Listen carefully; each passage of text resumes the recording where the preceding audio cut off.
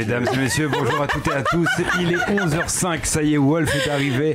Vous êtes pour Crash ton venin sur IRM.radio. Oui, on est avec Wolf, l'entrepreneur, le responsable de So Good Media.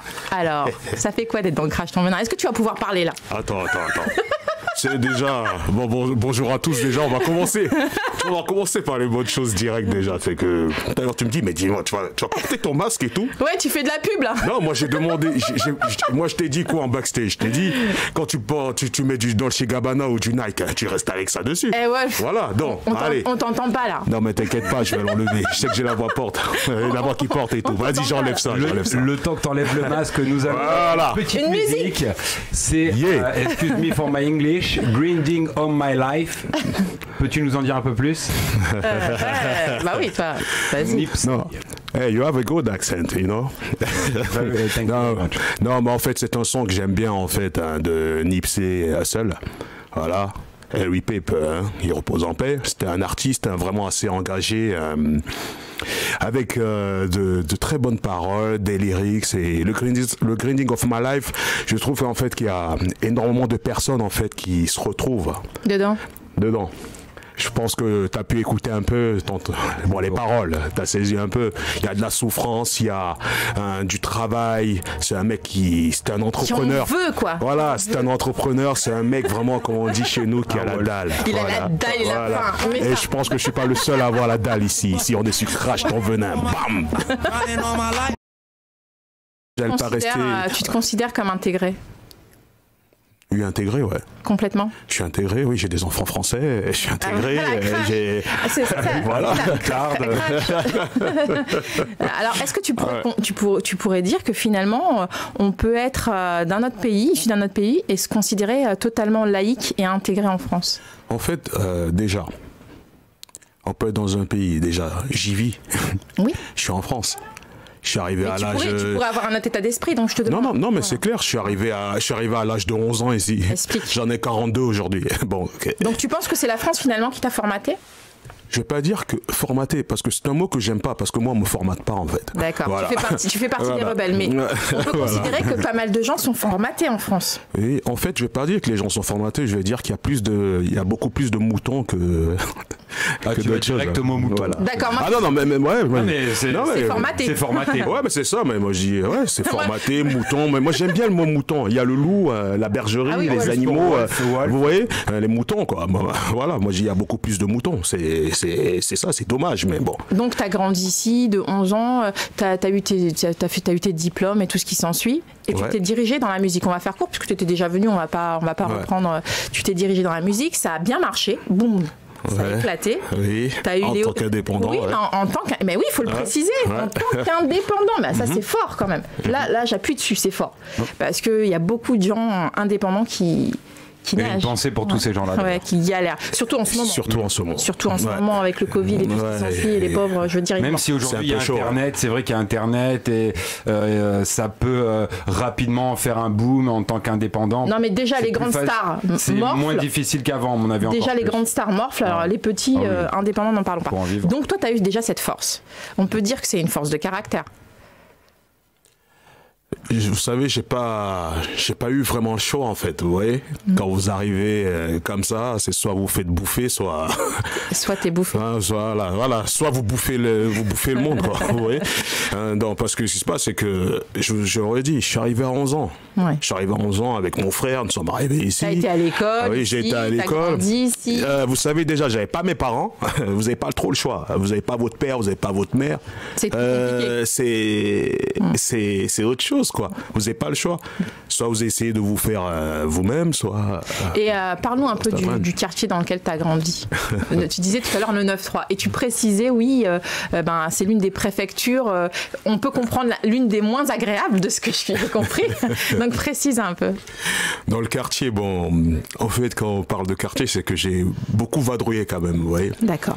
Je suis arrivé à 11 ans, donc un loup voyageur. Ouais, non, mais vous savez comment ça se passe, hein, ça va de tente en chez deux tantes, des oncles, des tantes. Mais tu veux rester dans le 9-3 ou pas? Non, je commençais en fait par le 95. Sergi. Ouais, voilà. C'est chaud aussi. Non, c'était pas chaud encore. Ouais. Non, c'était pas chaud. Sergi, c'était pas chaud. Ouais. Voilà. C'était pas chaud encore. C'était une ville nouvelle. Voilà. On venait de faire la ville, là. Et donc, j'ai fait Sergi. Après, j'étais à la Défense aussi. Et la Défense, j'ai fait le 93 dans la ville de Bondy en fait, où j'ai fait mes classes, le lycée, le basket. J'ai joué pour le basket, j'ai joué pour l'équipe de Bondy. Qu'est-ce que tu retiens de ces quartiers du 93, de Bondy, de tout ça? Qu'est-ce que tu en retiens de positif déjà? On va commencer par le positif. Il y a un état d'esprit en fait. J'aime bien cet état, comme je dis toujours 93. Bon, voilà. Aujourd'hui, quand on était plus jeune, c'était 93. Mais il y a un état d'esprit que j'aime bien parce que on va dire, on n'a pas vraiment tous les moyens du monde en fait. Vous voyez, c'est un peu démuni ce côté. Donc c'est le partage. Donc du coup, ça crée déjà un état d'esprit. On se dit, ok, on n'a pas, on va aller le chercher. Voilà, ça c'est ce que j'aime bien en fait. Mais ça, à ton avis, ça c'est un état d'esprit positif ou ça peut devenir un état d'esprit négatif? On n'a pas, écoute bien ta phrase, on n'a pas, on va aller le chercher. Ouais, donc oui. Non, mais c'est clair de cette façon que moi je suis sans langue de bois. Ouais. Mais c'est pour ça, crash. On est là pour ça. Non, mais pour moi, je trouve que c'est un état positif en fait. Déjà l'envie d'aller chercher, l'envie déjà d'aller chercher ce qu'on n'a pas. Pour moi, c'est déjà un état d'esprit vraiment positif. Voilà. Et après maintenant, il y a la manière. La manière. Il y a la manière. Voilà, c'est ça. Et après maintenant, je suis pas là pour critiquer les manières. Pour critiquer les manières, en fait, comme on dit, chacun a sa façon de faire. Mais tu déclares quand même que c'est un état d'esprit, c'est une envie, envie d'aller chercher ce que tu n'as pas. Ouais. Ce que tu n'as pas, parce que c'est pas instauré dans ces endroits-là. Parce que, par exemple, vous savez, je vais vous regardez. Ouais. Moi, comme je dis, j'étais dans la Seine-Saint-Denis et maintenant je suis dans les Hauts-de-Seine. Ok. Bah oui, tu peux dire la différence. La différence, je la vois. Ok. Oui. Et on va voir aussi, par exemple, par rapport aux relations, que ce soit par exemple dans la musique. Si on va parler un peu de la musique, vous allez voir que par exemple, il y a la plupart de certains artistes du 92 qui ont grandi avec certaines personnes, qui allaient dans des écoles de cinéma, des écoles d'autres choses, plus ou moins, vous voyez. Oui. Mais dans le 93, il n'y avait pas d'école de cinéma à côté ou de personnes qui allaient faire des grosses études en fait de communication ou de création de labels quoi. Il y avait des centres de ballons. Voilà. Non mais comme on dit. Non mais c'est ça. Mais c'est plus. Ouais c'est ça. C'est le sport quoi. C'est le sport, c'est la compète, c'est le sport, c'est le rap, c'est. Ouais, c'était ça. Ben, j'appuie là-dessus parce que tu nous as dit que tu avais été à Pontoise dans le 95 et qu'en fait, quand je t'ai dit c'était chaud, tu m'as répliqué non, ça l'était pas encore. C'était tout nouveau, tout beau. Ouais. Et donc, à cette époque-là, et quand maintenant on voit tout ce qui se passe aux alentours, Conflans. Non. Allez, je te le cadeau tout à l'heure. Conflans, tout ce qui s'ensuit, tout ce qu'il y a autour de Sergi. Quand on voit maintenant le 95 et qu'on voit que ça a changé et on voit bien une demande au niveau des jeunes qui n'acceptent plus certaines choses, comment tu l'expliques? Alors que quand toi t'es arrivé dans le 95, c'était tout beau, tout propre. Bon, déjà, ce qu'on va dire, ce sont les villes nouvelles. Ouais. À mon époque, Cergy, Saint-Christophe, c'était une ville nouvelle. Ouais.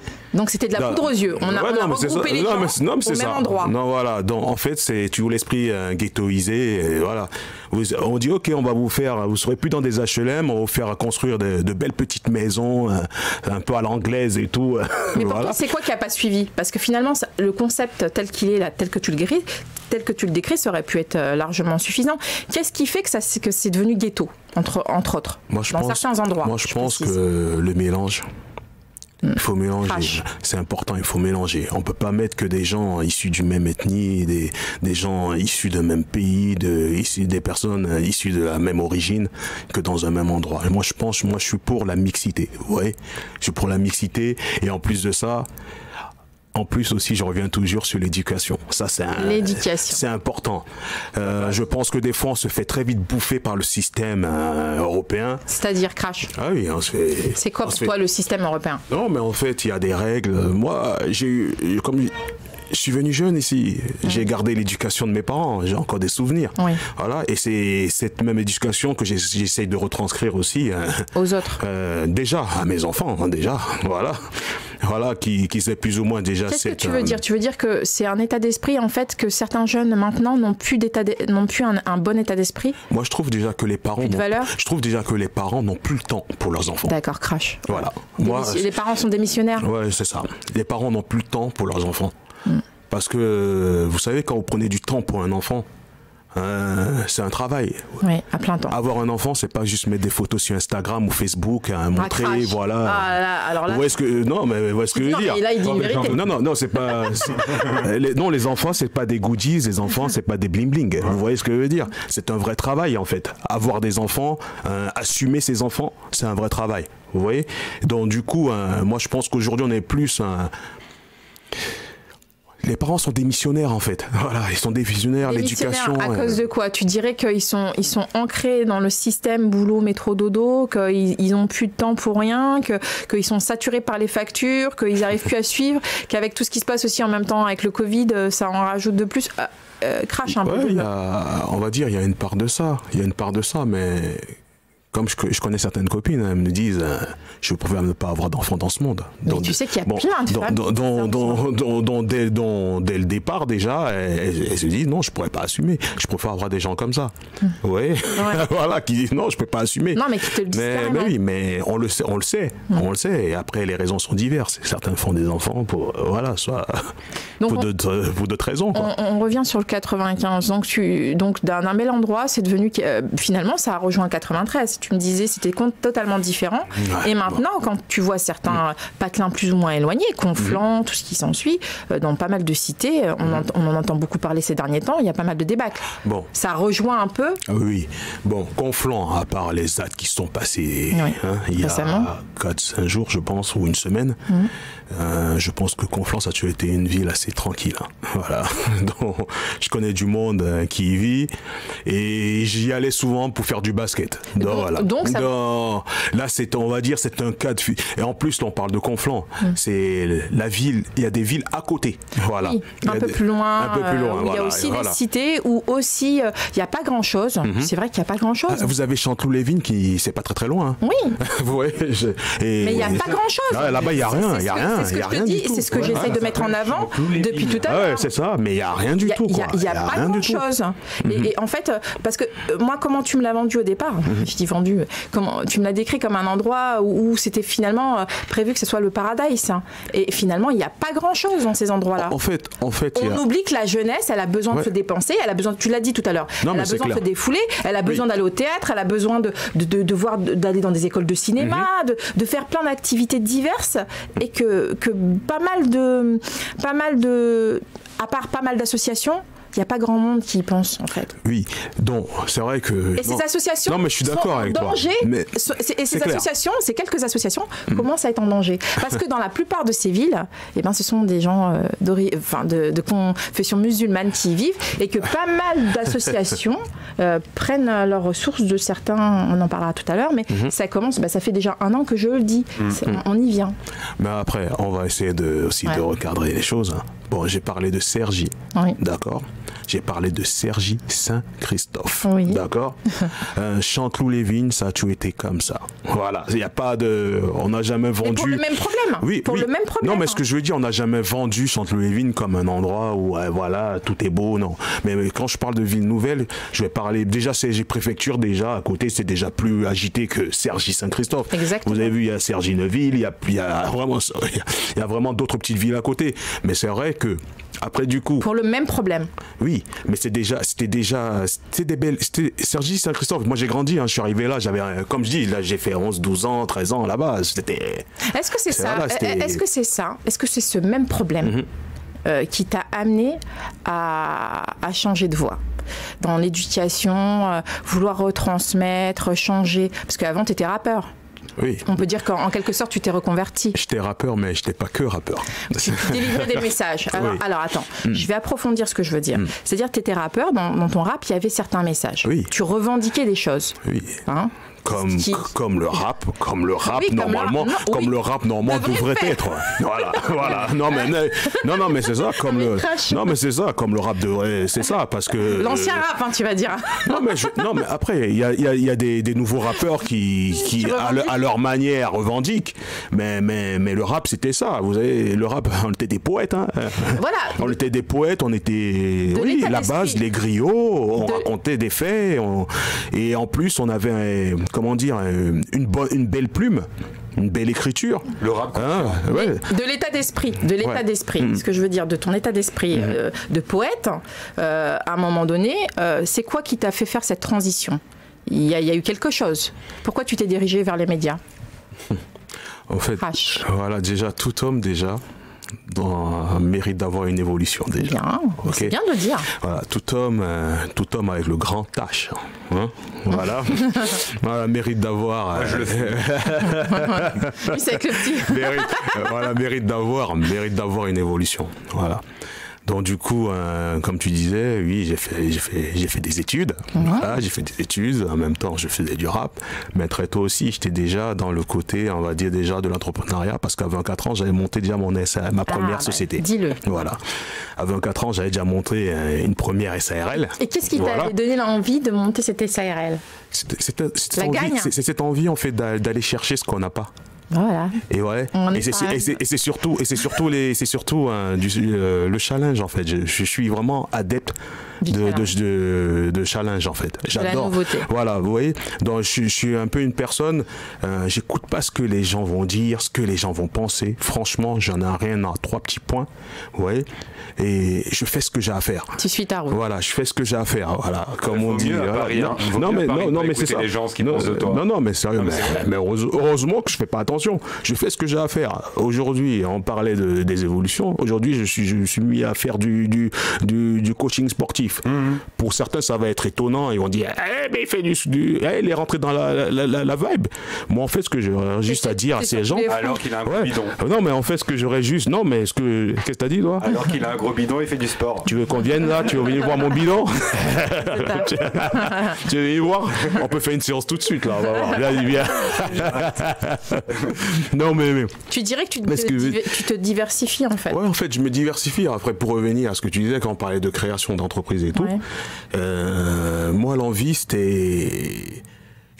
En fait, c'était une suite logique, en fait. C'était une suite logique. J'ai fait des études, j'étais dans la musique. Et un moment, on arrive où on se dit, ok, j'ai envie d'être sur une compile. On veut pas me placer sur une compile. J'ai envie de faire des clips. Il fallait galérer pour faire des clips. J'ai envie de retransmettre en fait mon message. Je faisais quoi ? Ok, je vais monter une marque de vêtements, parce qu'on en avait une qui s'appelait Doul. Voilà. Oui. Et je pourrais vous dire ce que ça veut dire si vous voulez. Ça veut dire ferme ta gueule. Donc, non, mais c'est exactement ça. Doul, c'était ça, ferme ta gueule. C'était ça. Doul, ça veut dire ferme ta gueule. Et en même temps, en Wolof. Non, mais. Ouvre-la. Non, ouais, mais en fait, ce que ça veut dire. Crache ton venin. En fait, non, mais c'était ça. En fait, c'était ça, crache ton venin. Je préfère avoir quelqu'un de franc que d'avoir quelqu'un qui va parler pour venir m'empêcher d'évoluer, vous voyez. Donc c'était ça, et c'est ça le doul en fait, voilà. Et en iranien, je vous dirai pas ce que ça veut dire encore. Bon. Alors ton envie de retransmettre a été plus forte. Non, mais c'était une évolution en fait. Oui, à un moment, en fait, ce que tu essaies de nous dire, c'est que tu as saturé dans le domaine de la musique, que le domaine de la musique c'était un peu compliqué, l'industrie, elle a ses propres codes et qui sont pas forcément toujours équitables, on va dire ce qui est. Oui, en fait, bon. C'est vrai que tout ce qui est copinage, c'est pas trop mon truc. Voilà, crash. Ah, tu vois, j'aime bien. Je suis pas. Et pourtant, tu dis. C'est ça que je veux mettre, que je veux faire ressortir. Tu dis, voilà, là où j'ai grandi, il y a un état d'esprit. Beaucoup de gens le disent. Il y a un état d'esprit de partage. Mais quand on rentre dans les choses sérieuses, ça change. Eh ben, ça change. Pourquoi ça change ? C'est l'esprit de la promiscuité qui revient. Alors explique. Oui, des fois qu'on est comme ça, les gens vont mieux comprendre comment ça se passe. Vous savez, des fois, quand on est trop dans la pauvreté, des fois. C'est comme un panier de crabes. Chaque personne se bat pour essayer Ouais, voilà, c'est comme l'origine de la création. Hein. Voilà, nous, déjà, pour avoir des enfants, il y a un combat déjà, ça se passe pareil. Chacun se bat pour être le premier. Vous voyez ce que je veux dire? Donc c'est ça en fait, c'est un peu l'esprit de la promiscuité, et donc du coup on perd souvent, on perd tous nos repères, nos principes. Voilà, chacun se donne un coup, on se donne des coups de coude, l'entraide est finie. Tu as dit un mot fort tout à l'heure, tu dis ça part de l'envie. Finalement, on part de ces quartiers où on va vers quelque chose par envie d'y arriver, par envie de goûter. Tu viens de dire avec le crabe. Envie. Une fois qu'on y est, qu'on a goûté, malgré qu'on soit partis les uns avec les autres, il y a une division qui se crée. Tu dis c'est la promiscuité, comme tu dis. Non, en fait, moi, par rapport à ce que tu disais, oui, je parle de promiscuité. En fait, c'est que vous savez que c'est comme dans le football, par exemple. C'est comme dans le football. Je vais faire une petite comparaison. C'est un milieu, en fait, où il y a énormément de personnes qui aimeraient, il y a énormément de jeunes qui veulent être footballeurs. On va dire peut-être 100 000 personnes qui veulent être footballeurs. Il y a quoi? On va dire qu'il y en aura peut-être que, 5 000 qui réussiront vraiment. Vous voyez? Donc en fait, c'est un peu cet esprit en fait. Nous, aussi avec les. On a eu un invité ici, Samir Azimani. Il est remonté contre ça, parce qu'il dit on ne fait pas découvrir autre chose aux jeunes que le foot, que les jeux du ballon. Et en fait, pour lui c'est une erreur, parce qu'il y a plein de sports, et que certains jeunes pourraient toucher par exemple le ski, et puis pourquoi pas devenir de grands champions. Il n'y a pas assez de gens dans certains sports. Il n'y a pas assez de mélange. On revient au formatage. Ouais, voilà, c'est le formatage. Exactement. On va dire, ok, toi tu viens de la ville de Bondy, toi c'est le ballon, le basket, la boxe, le kickboxing, et voilà. Il a craché. C'est exactement ça. Ouais. Donc du coup, on a de moins en moins de parents qui vont aller mettre leurs enfants dans au tennis. Je sais pas, on va dire quoi. Et c'est même pas ça. C'est même pas ça. Wolf, quand il a insisté, il a insisté sur un truc bien précis, c'est que maintenant c'est les parents qui finalement obligent, enfin en quelque sorte. C'est une porte de sortie pour leur univers. Pour les parents, obligent les enfants à aller dans le foot pour être des Mbappé. C'est même pas pour l'amour. C'est même pas pour l'amour du sport. Non, mais je suis d'accord. Mais moi, quand même, ce que je veux dire, je reviens quand même à ce que je voulais dire, c'est du formatage. Vous savez, le formatage, il part de. Il y a une source au formatage. Donc du coup, ce qui se passe, c'est que, ok, vous avez grandi, vous êtes vous avez envie d'avoir une belle vie, vous dites, ok, mon fils, ça va être ça, ça, ça. Là, maintenant, c'est les besoins des parents. Moi, je vais vous dire un truc. Moi, mon fils, il fait du football. D'accord? Et je fais tout ce que franchement, comme je disais, je m'investis. Il le fait par envie. Ah oui, déjà c'est déjà la base. C'est déjà la base. Voilà, c'est déjà la base. Après, chaque parent aimerait toujours avoir un désir pour son enfant. Ça c'est. Voilà. S'il aurait voulu faire du modern jazz, alors c'est une question totalement hors sujet. Non, t'as raison. Mais pour le coup, s'il aurait voulu faire du modern jazz, franchement, je l'aurais encouragé. C'est beau. Voilà. Non, mais je l'aurais encouragé. Non, mais je l'aurais encouragé. Ça c'est clair. Samir Azimani. C'est ça, Samir Azimani, c'est exactement ce qu'il disait, que les parents n'encouragent plus leurs enfants à faire d'autres sports. Il y a même des sports qui meurent. Bien sûr que oui. Donc c'est pas normal. Et pourtant il y a des besoins. Non, mais bien sûr. Et c'est des belles choses à découvrir. Mais non, mais je suis d'accord. En plus, je sais pas comment dire, c'est comme. Vous voyez, aujourd'hui, tout le monde, pour exister, a besoin d'être dans la musique, a besoin d'être reconnu, Instagrammeur, d'être un blogueur, mais d'être coach sportif. Ouais, voilà, d'être coach sportif. Non, mais c'est d'avoir une web radio. Non, voilà. Ouais, non, mais sérieux. Mais en fait, d'avoir une web radio. Mais comme je dis, j'ai 42, j'ai commencé à 24 ans. Vous voyez. Donc ça veut dire que les complexes que les nouveaux arrivants ont, moi je l'ai pas, parce que je suis passé par là déjà. Ouais, vous voyez. Je suis passé par là, moi. Voilà. Non, mais je dis, à 24 ans, j'avais déjà un label de musique. À 24 ans, j'avais déjà une agence de modèles. Ok. À 24 ans, j'avais une marque de vêtements. Oui. Ça, tu vois. Ça, tu nous l'avais dit. Non, déjà... mais c'est ça. Mais c'est pour revenir quand même à ça, c'est que. Tu nous l'avais déjà dit l'autre fois. Moi, ce que je veux savoir, c'est tout ce que tu as eu, tout ce que tu as fait à 24 ans. Est-ce que c'est ça qui t'a dirigé vers maintenant quelque part l'enseignement? Parce qu'en fait, moi, je trouve que chaque personne, un peu, comme dit les débrouillards, devrait retranscrire un peu, faire une petite transmission quand même de leur expérience, parce que là maintenant vous allez voir, vous allez avoir un enfant, il va dire ok, moi il faut à tout prix que je sois un footballeur. Mais il n'y a pas que ça. Et toi, t'es là. Et si ça marche pas, voilà. Exactement. Il y a d'autres métiers. Et c'est pour ça que je reviens au formatage.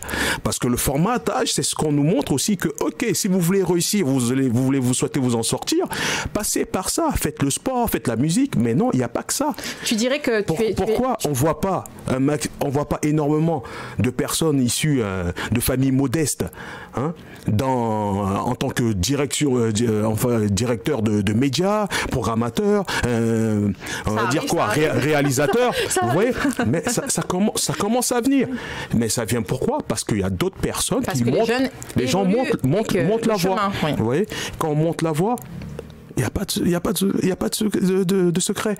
Vous voyez, aujourd'hui, les métiers de l'audiovisuel, on sait tous comment c'est coûteux pour faire une école d'audiovisuel. Donc moi, je suis un autodidacte et avant tout un passionné. On va dire, je suis un peu le hors-la-loi dans ce domaine. Donc, encore une fois, c'est retransmettre ce que tu as appris et encourager les jeunes à voir divers. C'est ça. Et à motiver en leur expliquant que tout est possible. Tout est possible. C'est un peu ça qui t'a dirigé vers... Tout est possible. Est-ce que tu dirais... D'ailleurs, il est 11h37 avec Wolf. Et est-ce que ça a été facile pour toi ? Alors, on a compris. Alors, il faut que tu craches. Il faut que tu dises que tu appelles un chat un chat. Allez, balance. Parce que les médias, on sait que c'est compliqué. Vas-y. Non, mais les médias, c'est compliqué. Et surtout quand on est issu d'un groupe, qu'on connaît beaucoup de monde dans le milieu, que chacun veut sa place. On sait comment ça se passe entre nous. Non, mais de toute façon, c'est toujours. Vous savez, il y a une définition que je fais tout le temps. Mais elle veut tout dire. Ok ? Je suis un homme de l'ombre. Ok ? Qui exerce dans un métier de lumière. Ok ? Donc, dans les médias, ce sont des métiers de lumière. Ok ? Tous ces métiers de lumière, où on est surtout en plus en ce moment, les gens sont à fond sur l'existence, sur... L'existentiel, ouais, voilà, on est vraiment... Voilà, donc du coup, ça va être encore plus difficile. Tout le monde veut avoir sa place, tout le monde veut exister, tout le monde veut montrer qu'il a une vie, tout le monde veut montrer qu'il fait ceci, il fait cela, voilà. C'est un exemple, par exemple, vous allez sur Facebook, par exemple, je vais avoir mon Facebook, ok, pour moi, Facebook, c'est un instrument de travail. J'arrive, je mets, voilà une offre, aujourd'hui je suis So Good Media, une offre sur ceci, et je partage des choses, et je partage des choses que j'aime bien. Aujourd'hui, j'ai fait un partage, oui, je vais à IRM, une émission que j'aime bien, c'est comme ça. Mais aujourd'hui, pas mal de gens confondent et mettent toute leur vie étale. Est-ce que tu dirais que les gens ont un problème d'ego ? Existentiel, encore une fois. De toute façon, il faut tous avoir un peu de l'ego, de toute façon, dans ce monde. Il faut avoir tous un minimum. Oui, mais là, minimum d'ego. Moi, ce que je veux savoir, est-ce que les réseaux ont contribué à inciter la jeunesse, une certaine jeunesse, qui n'est pas encadrée, par exemple, par des gens comme toi, qui leur montrent le chemin, à faire un peu tout et n'importe quoi ? Oui, ça fait partie un peu du cursus en fait que je fais. Quand je donne les ateliers de web radio, les ateliers, tu vas dans les écoles. C'est ça. Je vais dans les écoles, voilà. Je vais dans les écoles et tout. Et quand je fais des ateliers comme ça, il faut toujours parler en fait des méfaits aussi. Tu abordes tous les thèmes. Voilà, non, c'est tout. Et en fait, il faut parler cyberharcèlement, parler des méfaits aussi des métiers de l'audiovisuel, hein, voilà, des médias, des réseaux sociaux. Parce que une publication, vous savez, ça peut amener très loin en fait. Tu parles des conséquences. Ouais, et les conséquences sont souvent très très lourdes en fait. Donc il faut faire attention à tout ça. Ben, on en a une preuve en ce moment. Vous avez parlé du problème qu'il y a eu de la décapitation il y a une semaine. Il y a un monsieur qui avait poster des vidéos sur internet comme quoi il a affiché l'adresse, le numéro de téléphone du professeur, et ce mec-là aujourd'hui, même s'il n'a pas de lien direct avec la personne qui a tué, va se retrouver certainement exactement. Non, mais c'est donc ça. Comme quoi faire attention à ce qu'on poste. Et grâce aussi à ce genre d'individus, ça crée pas mal d'autres choses, et il y a pas mal de cellules associatives qui vont être pratiquement fermées. Voilà, c'est une suite, c'est les dominos. C'est une suite des conséquences. Donc, tu leur retransmets ton savoir-faire, ton savoir-être. d'après ce que tu dis, ton savoir-être surtout. Parce que pas mal de gens qui forment les gens oublient le savoir-être. Non, mais c'est vrai, hein, dans les médias, on te formate, comme tu disais tout à l'heure, à être bon dans ton domaine de journalisme, mais on oublie le savoir-être, le côté, comme tu disais, humain tout à l'heure. Oui, après, comme je dis, on essaie de contribuer en fait. Ça veut pas dire que oui, on va les sortir tous. Est-ce que tu vois que les enfants sont réactifs? Ah oui. Qu'est-ce que tu pourrais dire là-dessus? Est-ce que ceux, par exemple, qui dès le départ, parce qu'il y en a sûrement qui comprenaient pas, qui devaient te dire au début, pourquoi tu dis ça? Moi, je partage. Enfin, il y a des débats. Tu organises des débats. Visiblement, tu parles avec eux. En fait, je vais t'expliquer un atelier. Oui. Je vais t'expliquer un atelier. Donc déjà, après, les ateliers sont sur différents niveaux aussi. Voilà, ça peut être les élémentaires, ça peut être les collégiens, ça peut être les lycéens. Et aussi, je peux faire aussi des ateliers aussi dans d'autres collectivités ou en entreprise. Et tu fais les adultes. Donc les niveaux sont assez variés. Tu fais en fonction des âges en fait, vas-y. Oui, non, mais c'est assez varié. Bon, par exemple, moi, c'est vrai que j'aime bien les élémentaires, par exemple. Vas-y. Par exemple, les élémentaires, par exemple, c'est vrai que j'apprécie bosser avec les élémentaires parce que vous voyez, ils sont des jeunes. Vous arrivez juste le fait de leur montrer un micro comme ça, ils sont émerveillés en fait. Voilà, ils ont soif de connaissances et comme on dit à ces âges, c'est vraiment des éponges. Ils apprennent vite. Voilà, ils apprennent vite. Et donc par rapport aussi pour te faire un petit clin d'œil, tu parlais d'anglais, donc j'essaye de faire un mix en fait. Voilà. Tu leur apprends l'anglais? En fait, voilà, par exemple, parce que, regarde, par exemple, quand tu regardes sur ta console, j'imagine qu'il y a un maximum de mots anglais sur ta table de mixage. Yes. Voilà. Donc, tu vois? Donc déjà, tu vas parler de médias, tu vas parler de. C'est vrai, t'appuies sur un point. Non, mais, attends, je t'arrête. T'appuies sur un point qui est vrai en France. Le niveau en anglais des élèves. Non, mais c'est vrai ce que tu dis. Là, t'as tout dit. Tu leur apprends à la base des bases, en fait. Non, mais c'est. Regarde, tu vas te lancer dans un métier qui est l'audiovisuel. Tout le matériel audiovisuel, pour la plupart, est écrit en anglais. Les logiciels, pour la plupart, sont écrits en anglais. Mais quand tu penses que les cours d'anglais commencent au collège et que pour la plupart, les profs sont pas souvent là, dans certains quartiers, hein, moi je précise, pas partout. Non, mais par exemple là, dans votre studio, c'est écrit en air. Moi, ce que je monte une plaque en air, je lui dis, ça veut dire quoi en air? Voilà. Je pense qu'ils ne savent pas qu'il veut dire nul. Non. Et ils enregistrent. Mais ils enregistrent. Ils ont cette capacité. Non, mais ils enregistrent, comme je dis, ils sont émerveillés, ils ont soif de connaissances.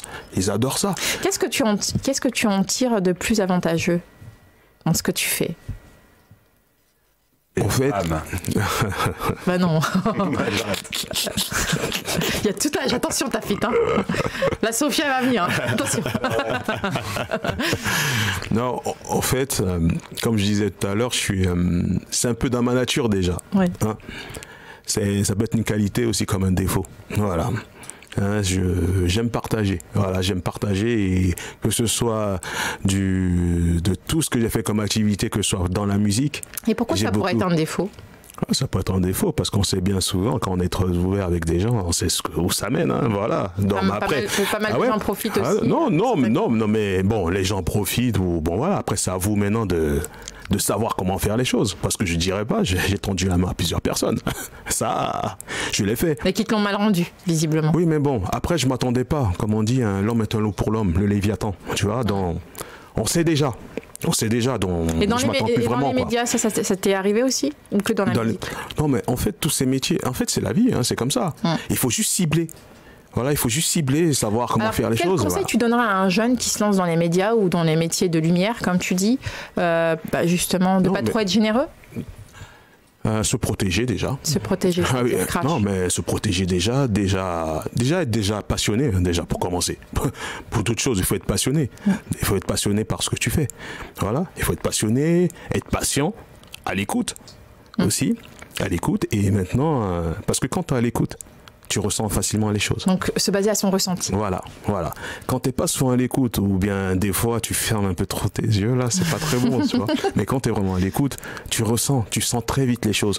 Et en plus avec l'expérience, tu sens tu le sens encore, encore bien en avance, en fait. Tu vois ce que je veux dire? Non, parce que c'est l'expérience. Je sais que moi, aujourd'hui, je peux bosser avec quelqu'un, je vais savoir que celui-là, d'ici 2-3 mois, il va me faire quelque chose. Voilà, mais je le sais, en fait. fait. De se baser sur son instinct. Ouais, l'instinct, ouais. D'accord. Tu fermes les yeux, la rondelle, elle pique. C'est ça, non? C'est vrai, malheureusement. Ce que je ressens du ça fait que 2 ans que je suis là. Si tu fermes trop longtemps les yeux, malheureusement, ça risque de piquer derrière, quoi. Non, mais comme je dis, gardez les pieds sur terre et gardez surtout les yeux ouverts. Garder les yeux ouverts. Voilà, c'est ça. Garder les pieds sur terre et garder les yeux ouverts.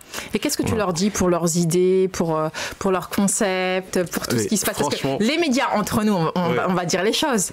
Pas mal de médias se bouffent les uns les autres. Okay. C'est vrai ce que je dis ou pas? Crash. Ouais. Il y a une espèce de concurrence. Tu sais. Sophie RM, mais Sophie, c'est bien dur. Tu sais, c'est. Regarde ta fille. Je parle de la généralité, hein. Non, mais tu sais, c'est le game. Vas-y. Mais crash. C'est le game. On parle jamais des médias. Disons les choses. Non, mais on va dire les choses. Mais c'est le game. Aujourd'hui, on voit ce qui se passe avec Mediapart et tout ça. On voit ce qui se passe.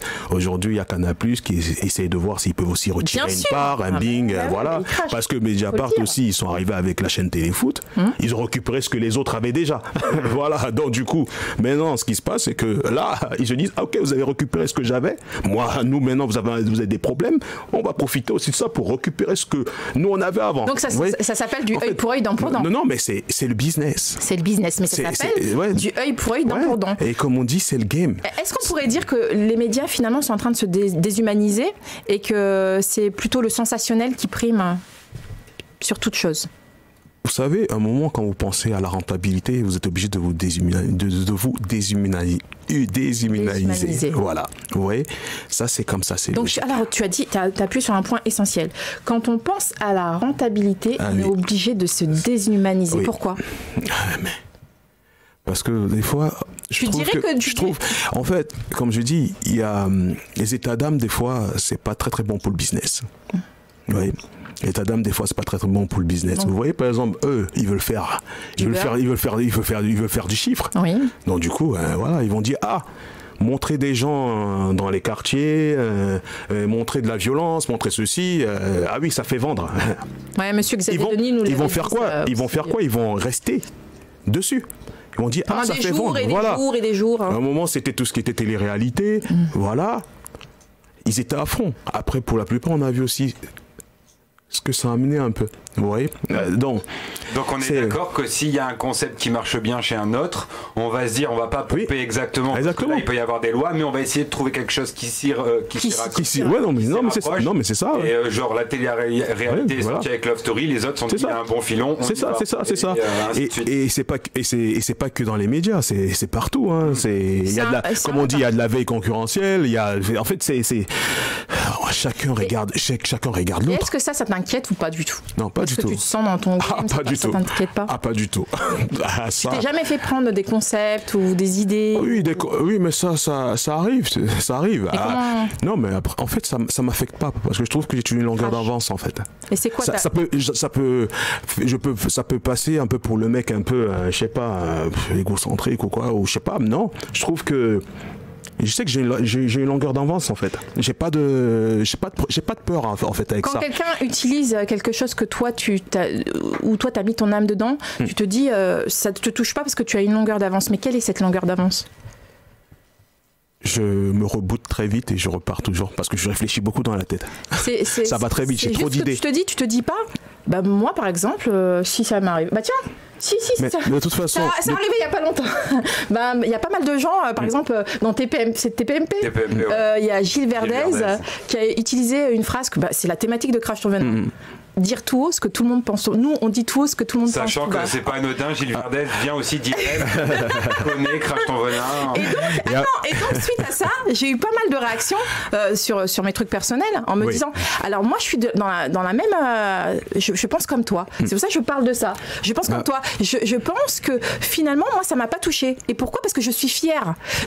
Moi, je l'ai pris, j'ai été fière. Je me suis dit, j'ai un grand monsieur qui m'a formée et qui m'a dit la langue française, les mots appartiennent à tout le monde. Mais dit de manière diverse.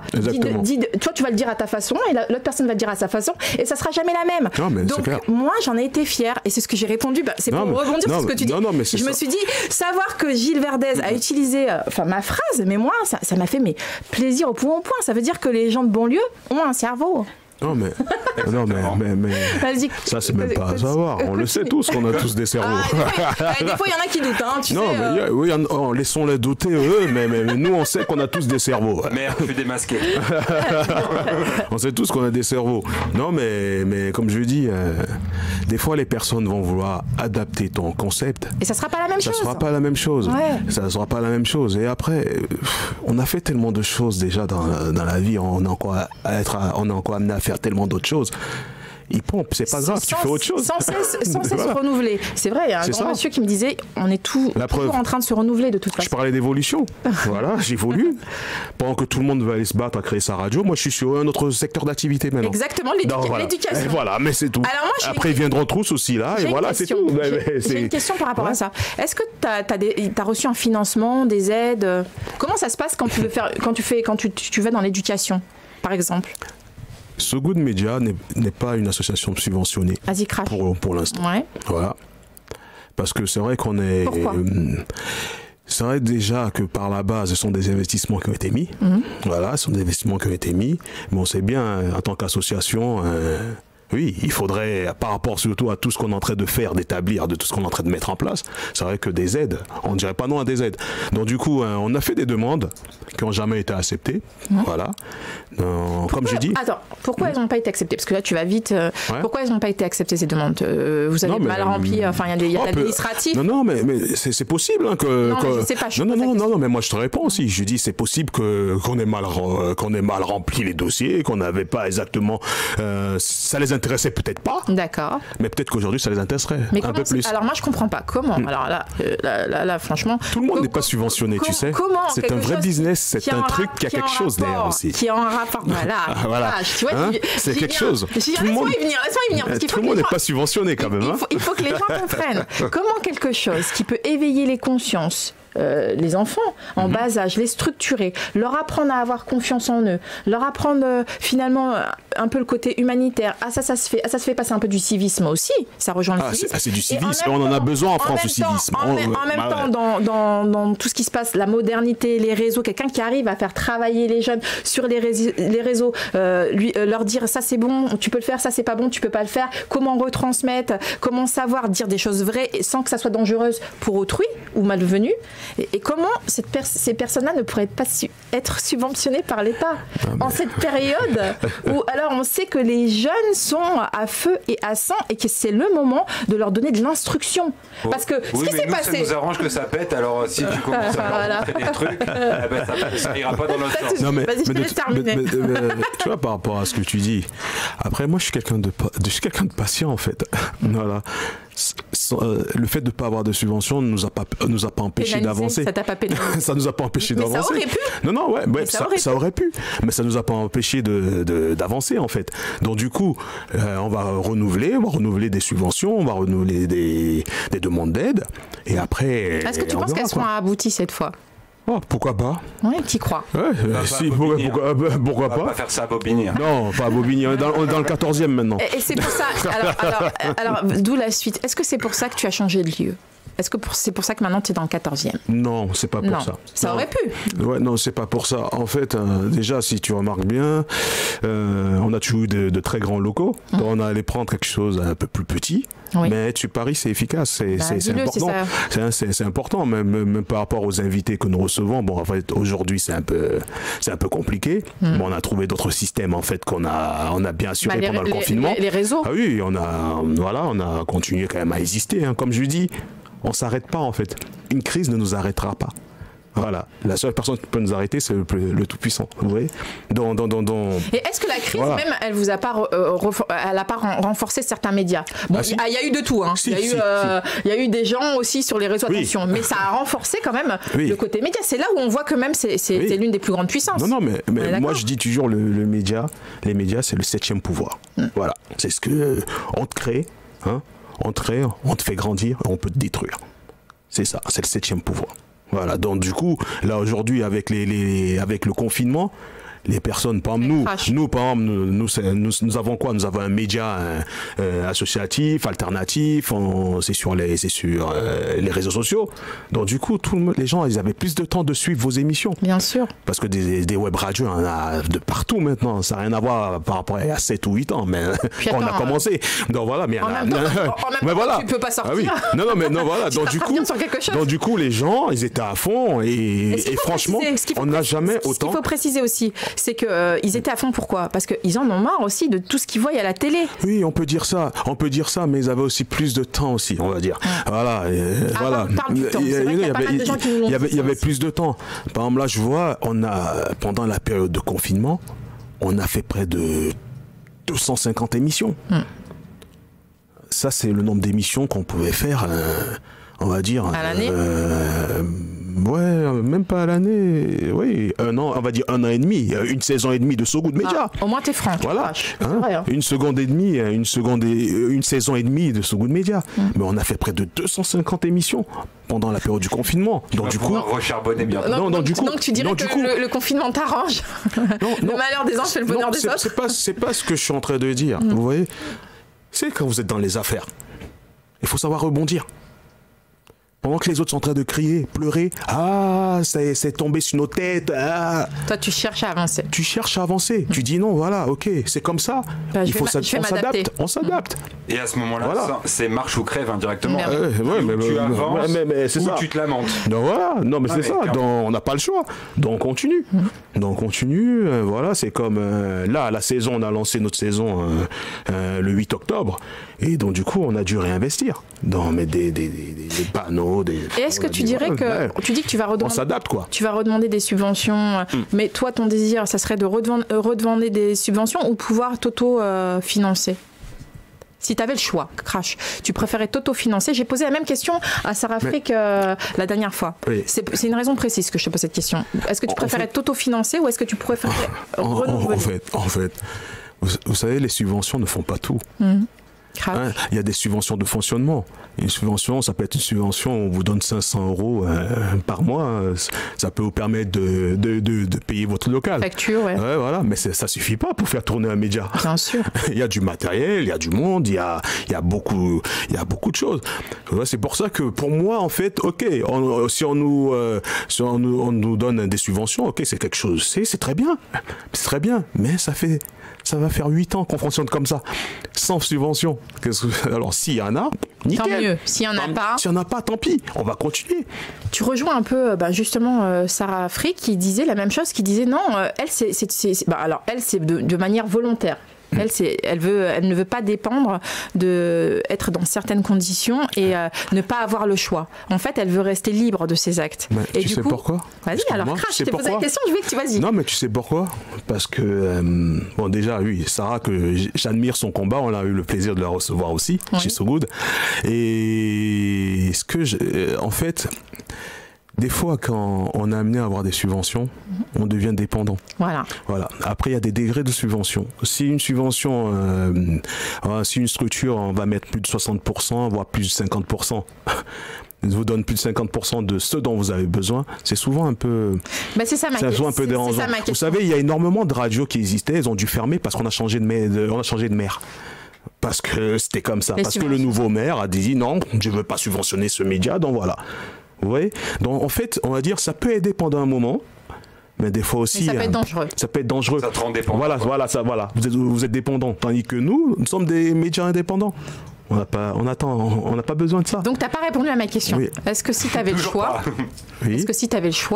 si tu pouvais... Je reste indépendant. Voilà, tu restes C'est ce que je voulais dire, en fait, tu vois. Parce que moi, on ne me met pas la corde au cou. D'accord. Et les personnes qui bossent aujourd'hui avec nous, qui sont dans So Good, elles sont conscientes du combat que nous menons. Et on continue à avancer.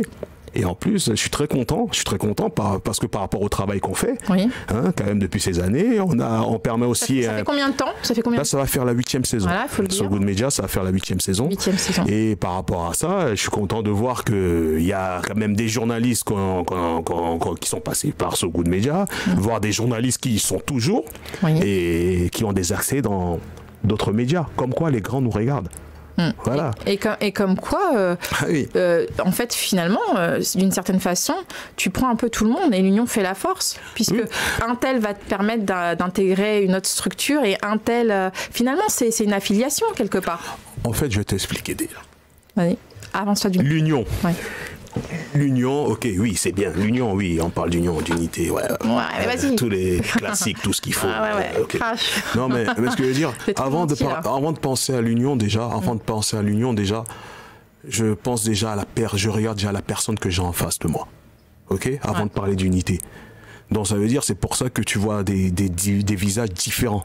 C'est ma manière de fonctionner. Pourquoi ? Parce que moi, je veux voir la passion, la détermination. C'est ce qui m'intéresse. La détermination. Et après, quand on va bosser ensemble, on peut dire, OK, maintenant on fait partie d'une famille, OK, on charbonne ensemble pour pouvoir avoir une autre vision. Faire d'autres projets. Voilà, c'est comme ça que je fonctionne. Voilà, parce que l'unité, on sait, gardien de mon frère, je suis ton frère, je suis ceci, je suis... bon, il faut arrêter avec ces bullshit là. Donc finalement, tu crois plus à l'unité. Non, pour les filles, c'est ma chérie, ma chérie, mon amour, plein de petits mots comme ça, mais on sait bien tout ce que ça veut dire. Bon. Pour certaines peut-être. Pas pour moi, oui, non mais. Moi, j'y ai pas le droit. Ça. Voilà. Moi, j'ai la chieuse. Non mais franchement, c'est sur les actes. Hein. Tu sais, les gens, c'est comme quelqu'un qui va te dire, oui, je t'aime bien, mais bon. Clairement, c'est et moi actes. D'ailleurs, pour les actes, il est midi 1. Vous êtes sur IRM pour Radio Crash ton venin avec Wolf. Ouais, tu nous mets une petite musique ? C'est parti. Alors, on l'a choisi à 2, on va dire, mais surtout moi, par deux. Je vais kiffer. T'as fumé combien ? Beaucoup trop. Non, c'est bon, vas-y, fais-toi plaisir. Exact. Retour sur IRM pour Radio Crash ton venin, il est midi 5, nous sommes avec Wolf. Ouais, on est de retour avec Wolf. Alors, on va terminer là-dessus, cette partie. Après, on va commencer la partie média. Qu'est-ce que tu dirais, ton conseil aux jeunes qui regrouperait tout ce que tu as dit, qui regrouperait l'ensemble des choses que tu as dit ? Ça serait quoi ton conseil ? Être soi. Rester soi. Voilà, c'est le meilleur des conseils. Non, mais c'est... c'est vrai qu'il y a un grand monsieur qui m'a dit ça, hein, rester soi. Non, mais c'est ça, c'est... Quoi qu'il en coûte. Non, mais c'est ça. C'est comme je dis tout le temps, le slogan, c'est stay real, stay strong. Tu vois, rester vrai, rester fort. Voilà. Tu restes vrai, tu restes fort. C'est ça. Ça, c'est mon slogan. Debout, quoi. Non, mais c'est ça, c'est mon slogan. Et vraiment, et à tout ça, il faut accompagner beaucoup de patience. Beaucoup de patience, d'écoute. Et voilà, c'est ça, patience et écoute. C'est si t'es toi-même, t'es patient et écoute. Parce qu'aujourd'hui, je pense que les gens, on a l'impression que les gens, ils n'ont plus besoin de rien apprendre en fait. Ils savent tout. Ils savent tout. Ouais, c'est vrai. Mais quand tu restes comme ça, tu vas pas évoluer. Tu peux pas évoluer. J'en apprends tous les jours. Et là, je viens chez toi à votre émission, j'en apprends. Tu vas me dire un truc, j'en apprends tous les jours. Même les petits, même les jeunes, je veux vous dire, même les jeunes me font apprendre des choses. Ouais. Et franchement, je suis tellement surpris. Là, je vois, je suis dans une école élémentaire dans le 14e. Mais laissez tomber. Par exemple là, le concept du cours, franchement... Ouais, c'est ton côté papa, non, mais oui, on peut dire c'est mon côté papa, mais en fait, déjà, voir ce qu'il y a dans la tête des enfants.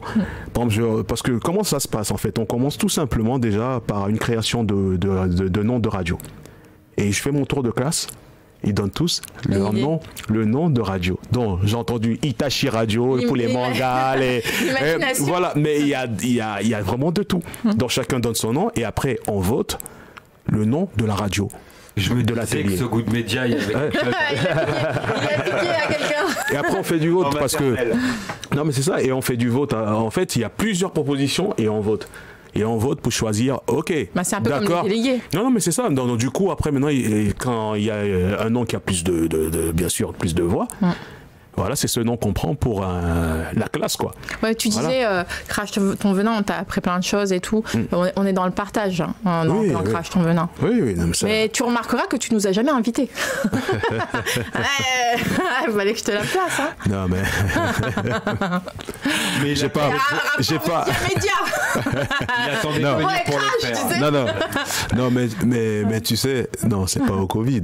Moi, je pouvais vous attendre, vous venez à la radio. Parce qu'il y a des émissions spéciales pour ça. Voilà. Il faut débaucher carrément. Non. Attention. Pas débaucher. Pas débaucher. Il y a déjà énormément de personnes de Sogoud qui sont chez Crash Ton Venin quand même, non? Non, pas chez Crash Ton Venin. Non, sur IRM. Donc voilà. En fait, comme je dis, c'est un partage. Ouais, c'est un partage. On se partage tout en fait. On va parler des médias. C'est la partie médias là. Est-ce que tu regardes ou toujours pas les médias? Ou est-ce que ça a changé? Je regarde les médias. Oui. Parce qu'avant tu regardais pas trop. Hein. Tu es venu 3 fois donc on a eu le temps de savoir ce que tu regardes et ce que tu regardes pas. Non. Toujours pas. Pourquoi? Moi, je regarde beaucoup tout ce qui se passe à l'étranger. Pourquoi l'étranger? Pourquoi pas en France? Non, je regarde beaucoup ce qui se passe à l'étranger et voir ce que les gens de l'étranger pensent de nous. Ah oui, t'as raison. Parce que là, il n'y a pas de filtre en fait. Quand on veut avoir les véritables infos d'un pays, regardez les infos du pays où l'on vit. C'est ce qu'on disait. Venant de l'étranger. Et pareil pour les Italiens, il faut qu'ils regardent ce que les Français disent sur l'Italie. T'as raison parce que Sorona Niagaté qui est venu ici, qui est à la mairie de Fontenay-sous-Bois, adjoint à la mairie de Fontenay-sous-Bois, Sorona Niagaté, disait la même chose. Quand elle part à l'étranger, mais c'est scandaleux ce qu'elle entend. Et comment on remet en question la France. Et moi j'avais dit la même chose quand je suis partie aux États-Unis. Parce qu'il y a des filtres. Ouais, t'as raison. Non, parce qu'il y a des filtres, c'est ça. Tu craches. Non, c'est ça. Donc moi je regarde ce que les Suédois disent des Français. Et tu regardes aussi pour t'inspirer ou pas du tout? Pour avoir une mesure d'avance ou pas du tout? Non, je regarde pas, j'y vais en fait. Voilà, j'y vais et c'est mieux d'être sur place en fait. C'est comme toutes les personnes qui parlent de combat africain d'ici, mais qui vont pas en Afrique pour... Et qui connaissent pas. Voilà, ils connaissent pas, mais en fait je sais... Non mais crache, on est là pour ça. Non mais si, oui, on va cracher. Les gens, ils ont une facilité en fait de parler des choses, de dire des choses, parler de certaines choses sans connaître en fait. Vous voyez, sans connaître. Donc moi je dis avant... Fais-toi une idée, vas-y, va sur place. Et là, tu vas dire, ah oui, c'est vraiment comme ça. Non, c'est ça, par rapport à ce que tu me disais. Si j'ai envie de voir comment un pays fonctionne, voir comment un pays évolue, et si je veux avoir vraiment une véritable source d'inspiration, j'y vais en fait. Il n'y a rien de mieux d'apprendre avec les... d'apprendre avec les locaux, d'apprendre sur place. Il n'y a pas eu d'évolution, tu regardes toujours pas la télé ici, toujours pas les médias, toujours... Non, mais bon, des fois, je regarde, je peux regarder. Par exemple, là, je regardais peut-être, je regardais les BFM, tout ça, je vais regarder. Sans trop regarder. En fait, je regarde, mais je sais déjà, quoi. Ouais. Je regarde. Mais comme je dis, en fait, il faut faire un tri des informations. Comme on disait tout à l'heure, les médias, en fait, c'est le 7e pouvoir. Si vous n'êtes pas assez futé, vous faites avoir. Tu penses qu'il faut mélanger, ces données, en fait, ces informations, qu'il faut rechercher sur divers médias pour se faire une idée? Qu'on ne peut pas se baser que sur un média, qu'on ne peut pas avoir confiance qu'en un média au jour d'aujourd'hui. C'est pour ça qu'on embauche énormément de consultants aujourd'hui. Parce que les consultants, en fait, pour la plupart, sont indépendants. Donc du coup, quand ils arrivent, ils viennent avec vraiment... avec leur état d'esprit. Justement, toi qui parles de l'étranger, moi je vais te parler de quelqu'un, un hacker professionnel, Julian Assange. T'en as entendu parler de cette histoire? Non. Alors c'est quelqu'un qui vit à Londres et en fait qu'on veut extrader à Washington parce que il aurait pendant plusieurs années dévoilé des grosses affaires qui étaient des affaires d'État en fait. Il les a dévoilées, c'est un hacker dans les plus grands magazines américains et du coup les États-Unis demandent son extradition. Il se bat pour rester en Angleterre et il y a plein de gens qui se sont liés à lui parce qu'ils trouvent ça inadmissible, ça remettrait le métier de journaliste en question. Et d'ailleurs il y a même la FIJ, la Fédération internationale de journalistes, qui a dit, je la cite, si on se met à criminaliser la collecte d'informations, on criminalise le journalisme. Oui. Alors, qu'est-ce que tu en penses? Et la liberté d'expression. Exactement. Qu'est-ce que tu en penses? C'est pour ça que j'appuie sur ce point-là. Je pense que là, je crois que ça me revient un peu. Je crois qu'il a dit des mots aussi pendant la campagne de Trump. Oui, il a dévoilé des informations qui étaient top secrètes. Il faut le dire. plus de 110 informations top secrètes. Non, mais vraiment, ils veulent sa peau. Non, et il y a il y a hashtag, justement, il y a toute une défense autour de lui parce qu'il risque gros, alors qu'il a dévoilé, des choses vraies. Et lui, sa défense, c'est je revendique le droit à la liberté d'expression. Je suis journaliste, mais je dois informer les gens, même sur ce qu'il y a de pas beau. Et c'est ce qu'il a fait. Mais ce qui est marrant aussi, c'est qu'on n'est pas très très loin des élections en fait présidentielles au State, quoi. Donc il y a tout qui. Ouais. Et en fait, c'est magique. Moi, quand je parle des médias, mais c'est vraiment c'est marrant. En fait, tout se passe, tout est calculé. On dirait que tout est calculé, mais c'est un truc de fou, quoi. Voilà, comme je lui disais tout à l'heure. Mais est-ce que tu penses qu'il est dans son bon droit ou est-ce que tu penses qu'il devrait être extradé ?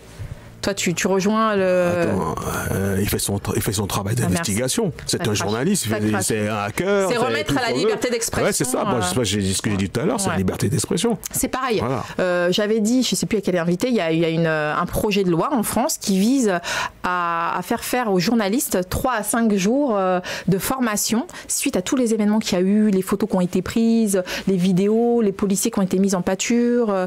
Il y a eu pas mal de chamboulements. Il y avait beaucoup de des journalistes en cause. Et du coup, ils envisagent un décret ou une loi pour justement former les journalistes volontaires. En fait, vous voyez, il y a... La liberté d'expression, on en dit quoi ? En fait, la liberté d'expression, il faut qu'il y ait de la liberté d'expression.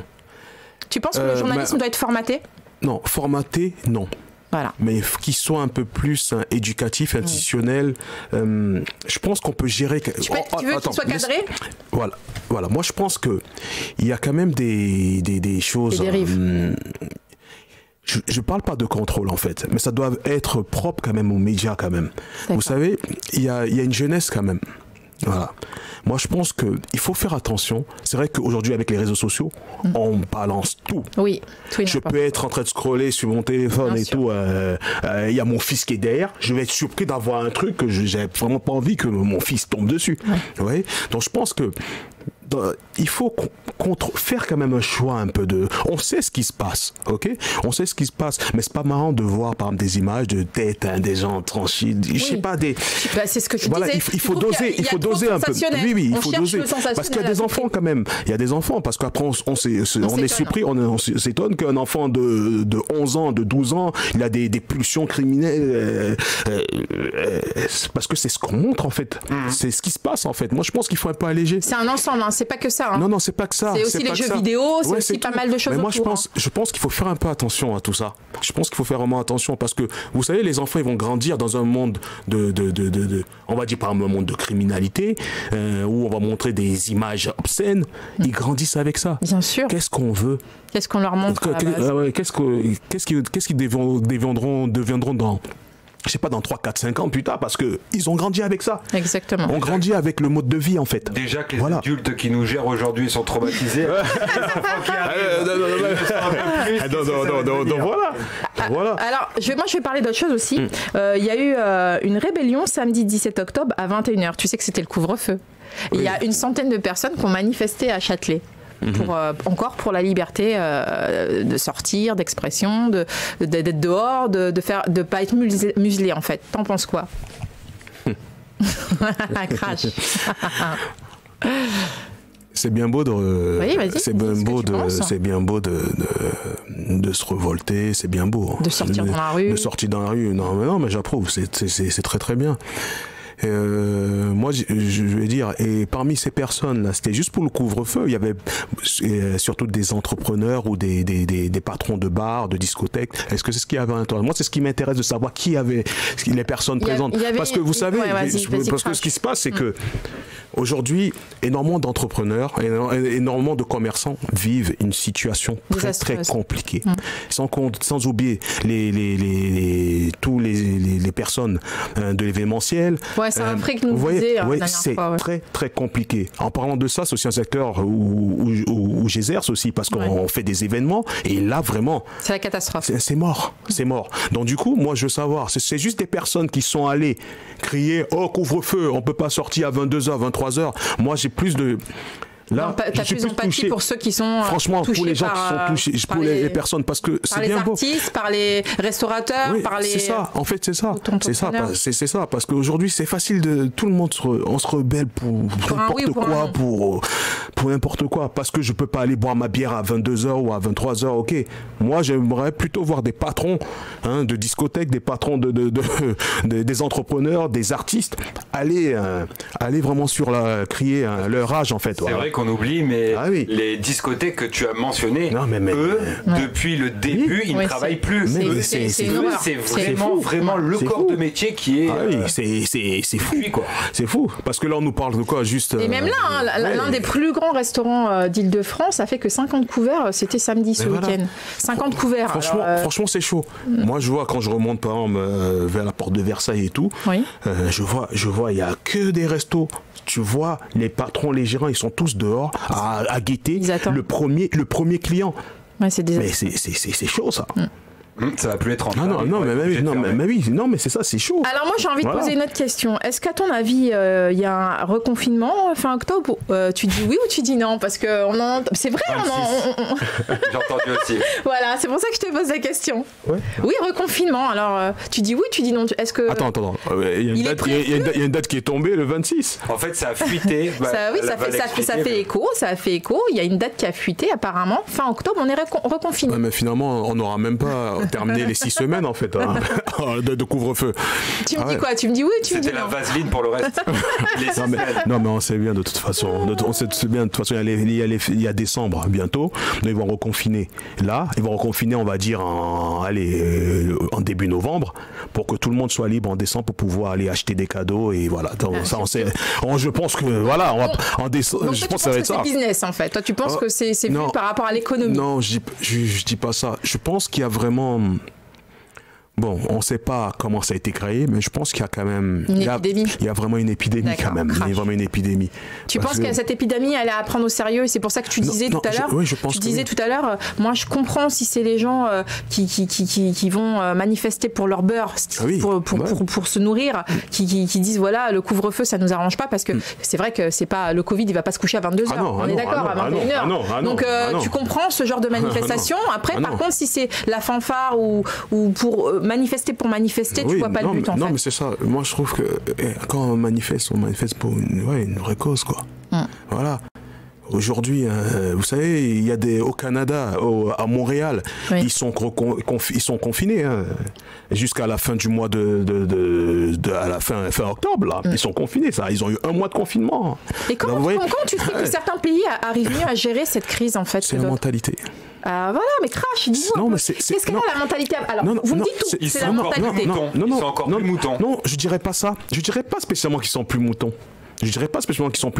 Quand on va en Suède, on voit des gens qui respectent. Ok, ils n'ont pas été confinés, ils n'ont pas de masque en Suède. Tu penses que ici c'est le manque de civisme encore une fois? Mais c'est ce que moi je dis tout le temps. Donc, je dis tout le temps que je trouve que... D'où l'utilité d'aller dans les écoles, d'où l'utilité de faire tout ce que tu fais finalement. Oui. D'où les utilités, mais après aussi c'est à l'éducation. Mais c'est pas que nous, c'est aussi l'État. Moi je me souviens quand j'étais plus jeune, j'avais un cours qui s'appelait l'éducation civique. Ah oui, ça n'existe plus. Voilà, ça n'existe plus. Vous voyez? Donc moi, je trouve qu'en civisme, les Français, il y a beaucoup de choses à revoir en civisme. Regardez par exemple, j'avais aimé une image en fait où on montrait, on va dire quoi, un parc et tout avant le déconfinement. On voyait les animaux dehors, ils étaient contents et tout ça. Les animaux sauvages. Et oui, voilà, les animaux, les lapins, tout ça, j'ai vu ça. Et après, ça y est, les humains sont déconfinés, On voit des bouteilles, de tout dehors. Moi, je suis amené à faire du coaching sportif. Et là, aujourd'hui, on peut plus bosser dans les salles de sport. On va où? On va en plein air, dans les parcs, les bois et tout. Et franchement, des fois, vous arrivez, vous dites, ah ouais, c'est abusé quand même. Mais là, tu te rends compte. Non, mais franchement, c'est abusé. Et pourtant, il y a des poubelles à côté. C'est vrai ce que tu dis. Hein. C'est abusé. Quand tu vas en Allemagne, je t'assure que c'est vrai. Tu vas en Allemagne, il n'y a pas un papier par terre. Non, mais ça, je te le dis. Hein. Même à Strasbourg, déjà, ils sont très propres à Strasbourg. C'est proche de la frontière allemande, bien sûr. Mais c'est du civisme. Alors, le conseil que tu donnerais justement aux politiques, puisque tu dis c'est du civisme, ça serait quoi le conseil pour que tout le monde soit un peu plus civique? Je pense qu'on a besoin d'un peu plus d'encadrement de ce côté. arrêter là. Voilà. Ben, ça se perd. Moi, c'est mon premier travail que moi. Si moi je le fais, pourquoi les autres ne pourraient pas le faire aussi? C'est pour ça que j'en parle. Parce que moi, je pense que voilà, il faut un peu d'encadrement. Il faut un encadrement parce que même les politiciens, même le civisme, peut-être qu'ils ne le pratiquent pas. Voilà. C'est aussi ça. Non, mais voilà. Non, mais c'est vrai. Mais c'est ça. Même eux, peut-être qu'ils le pratiquent. C'est vrai que ce genre de structure, vous n'êtes pas finalement si nombreux que ça. C'est ce que moi aussi j'avais dit. On avait reçu Sophia ici, tu te rappelles, pour les problèmes par rapport concernant les femmes aussi. J'avais dit, mais comment ça se fait qu'il n'y a pas plus de gens comme Sophia qui vont dans les écoles pour parler de ce qu'on peut faire, de ce qu'on ne peut pas faire. C'est expliquer tout simplement, informer la différence entre le porno et l'attirance sexuelle et la manière d'aborder une fille. Moi, je ne comprenais pas pourquoi le gouvernement, c'était pas sa priorité dans la base de données, tout comme ce que tu viens de dire. Hein. Ça rejoint, c'est la même chose. Parce que c'est pas... Ça les intéresse pas. Pourquoi ça les intéresse pas? Mais qu'est-ce qu'il y a à gagner dedans? C'est la masse. non, mais en fait, qu'est-ce qu'il y a à gagner dedans? Mais quelque part. En fait, pour revenir au choix tout ce qui est numérique. Aujourd'hui, c'est le confinement qui a c'est le confinement qui a permis, qui facilite aussi certains ateliers, vous voyez. Oui. Les ateliers numériques, tout ça, il n'y avait pas ça avant. En plus, maintenant, il y a le télétravail aussi. Pour les entreprises, mais les autres personnes le pratiquent depuis longtemps. Et certaines entreprises aussi le faisaient déjà depuis longtemps. Vous voyez, parce qu'il y a des entreprises, puis certes, elles sont françaises, mais elles ont une vision un peu avancée. Mais là, ils se sont rendus compte que c'était plus avantageux, que le télétravail était beaucoup plus avantageux pour eux. Voilà. Donc sinon, là où je voulais en venir, moi, c'était par rapport à l'investissement des médias, des politiques. Par exemple, là, dans l'éducation nationale, depuis cette rentrée, on a un peu validé tout ce qui est éducation au métier du numérique, d'où les ateliers que je suis en train de faire, les ateliers web radio, mais avant, dans les écoles, ça n'existait pas vraiment. Mais maintenant, ils ont accès à ça. Il y a combien de temps à peu près? Il y a 3 ans. Il y a 3 ans. Il y a 3 ans. Il y a 3 ans. Il y a 3 ans. Il y a 3 ans. J'ai commencé ça il y a 3 ans. Bon, c'est vrai qu'il fallait déjà se faire la main. Et donc aujourd'hui, vraiment, on est vraiment à fond dessus. On est vraiment à fond dessus et ça se développe pas mal. Ouais, et donc, est-ce que tu dirais que c'est facile d'être enseignant de nos jours? Toi qui es au contact avec... Tu me disais tout à l'heure, tu es en contact aussi avec des ados. Explique un peu, Crash. Parce que quand on voit ce qui s'est passé avec le prof, ce qui s'est passé quand il a expliqué la liberté d'expression, à quoi ça a conduit, est-ce qu'aujourd'hui, les enseignants ont de quoi avoir peur? Pour certains. Est-ce qu'ils peuvent toucher à tout type de sujet? Je pense qu'il faut déjà avant tout un encadrement. Ouais. Voilà, je pense qu'il faut avant tout un encadrement parce que je vais parler un peu d'un niveau juste des classes élémentaires. Oui. Vous allez voir qu'il y a des enfants déjà qui sont plus speed, un peu plus agités que d'autres qui sont à l'écoute, d'autres qui sont plus passionnés. Bon, ça, moi je pense qu'il faut avoir vraiment un coaching de ce côté déjà pour les c'est vrai que chacun est comme il est. Voilà, pour les professeurs. Parce que moi quand j'arrive, en fait, je cible directement. D'accord. Voilà, c'est important de cibler. Tu sais que celle-là, pas parce qu'elle va mal se comporter. Elle va pas être aussi attentionnée que par exemple l'autre. Pas parce que celle-là, par exemple, elle va mal s'exprimer ou pas parce que celle-là, elle répond d'une certaine manière. Qu'elle sera plus intelligente que l'autre. Voilà, d'une manière moins polie que d'autres. Ce sera moins pas pour ça. Oui. Voilà. Donc du coup, c'est en fait, tu résumes ce que je pensais de non, du coup, moi je fais quoi? Je cible, je regarde, je dis ok, toi t'es comme ça, donc il faut que je m'adapte par rapport à toi. Voilà. En fait, parce que j'allais dire, tu cibles les catégories et là tu as répondu, tu dis non, je me base par rapport à chaque personne. À chaque personne. En fait, il faut apprendre à connaître les personnes que tu as en face déjà. Est-ce que tu penses que c'est possible quand tu as une classe de 25 par exemple? Parce qu'il y a un problème aussi. Il y a des profs, par exemple, ils ont 25 élèves. Oui, je suis d'accord. Mais c'est ce que je fais. Dès le départ, je vais au lycée, par exemple, ce que je fais, je fais un questionnaire. Mon premier cours, c'est ça. Je fais un questionnaire, en fait. T'apprends à les connaître. Ah non, mais je fais un questionnaire direct. Tu vois, déjà, parce qu'ils vont me mettre à l'intérieur, ça me donne déjà une petite... Voilà. Il y a d'autres, ils vont me mettre... Je dis, mettez tout, ça reste que entre moi, vous et moi. D'accord. L'école, ils ne seront pas au courant, c'est que vous et moi. Une fois que tu as fixé qui, comment tu fais? Quelle est ta stratégie? Je vais essayer de rattraper certaines personnes, de leur montrer que il n'y a pas que certains métiers. Oui, voilà, on peut toucher à tout. Ouais, on peut toucher à tout, même s'ils n'ont pas envie de le faire. Mais au moins, ça leur amène toujours un peu d'expérience, de connaissances, et c'est toujours bien. Se dire c'est possible. Voilà. Ouais. C'est comme moi, regarde. J'ai fait des études de comptabilité. Oui. Mais ça n'a rien à voir. Comme moi. Ça n'a rien à voir avec ce que je voulais faire. Mais aujourd'hui, je me dis, ah oui, la comptabilité, elle me sert un peu. Maintenant, aujourd'hui, j'ai monté des structures, oui. Hein, je ne vais pas aller voir un expert comptable qui va me raconter n'importe quoi. Et surtout avec ces gens-là, heureusement que du coup tu connais un peu, parce qu'au moins tu peux jeter ton coup d'œil. Voilà, c'est ça. Donc du coup, c'est un peu ça. Donc on arrive avec il n'y avait pas une éducation par aux médias. Ça permet, parce que ce qu'il ne faut pas oublier, c'est que dans le cours, déjà, il y a déjà un côté citoyen déjà. On parlait de civisme. Dis-le, ouais. Il y a déjà un côté citoyen dans, voilà.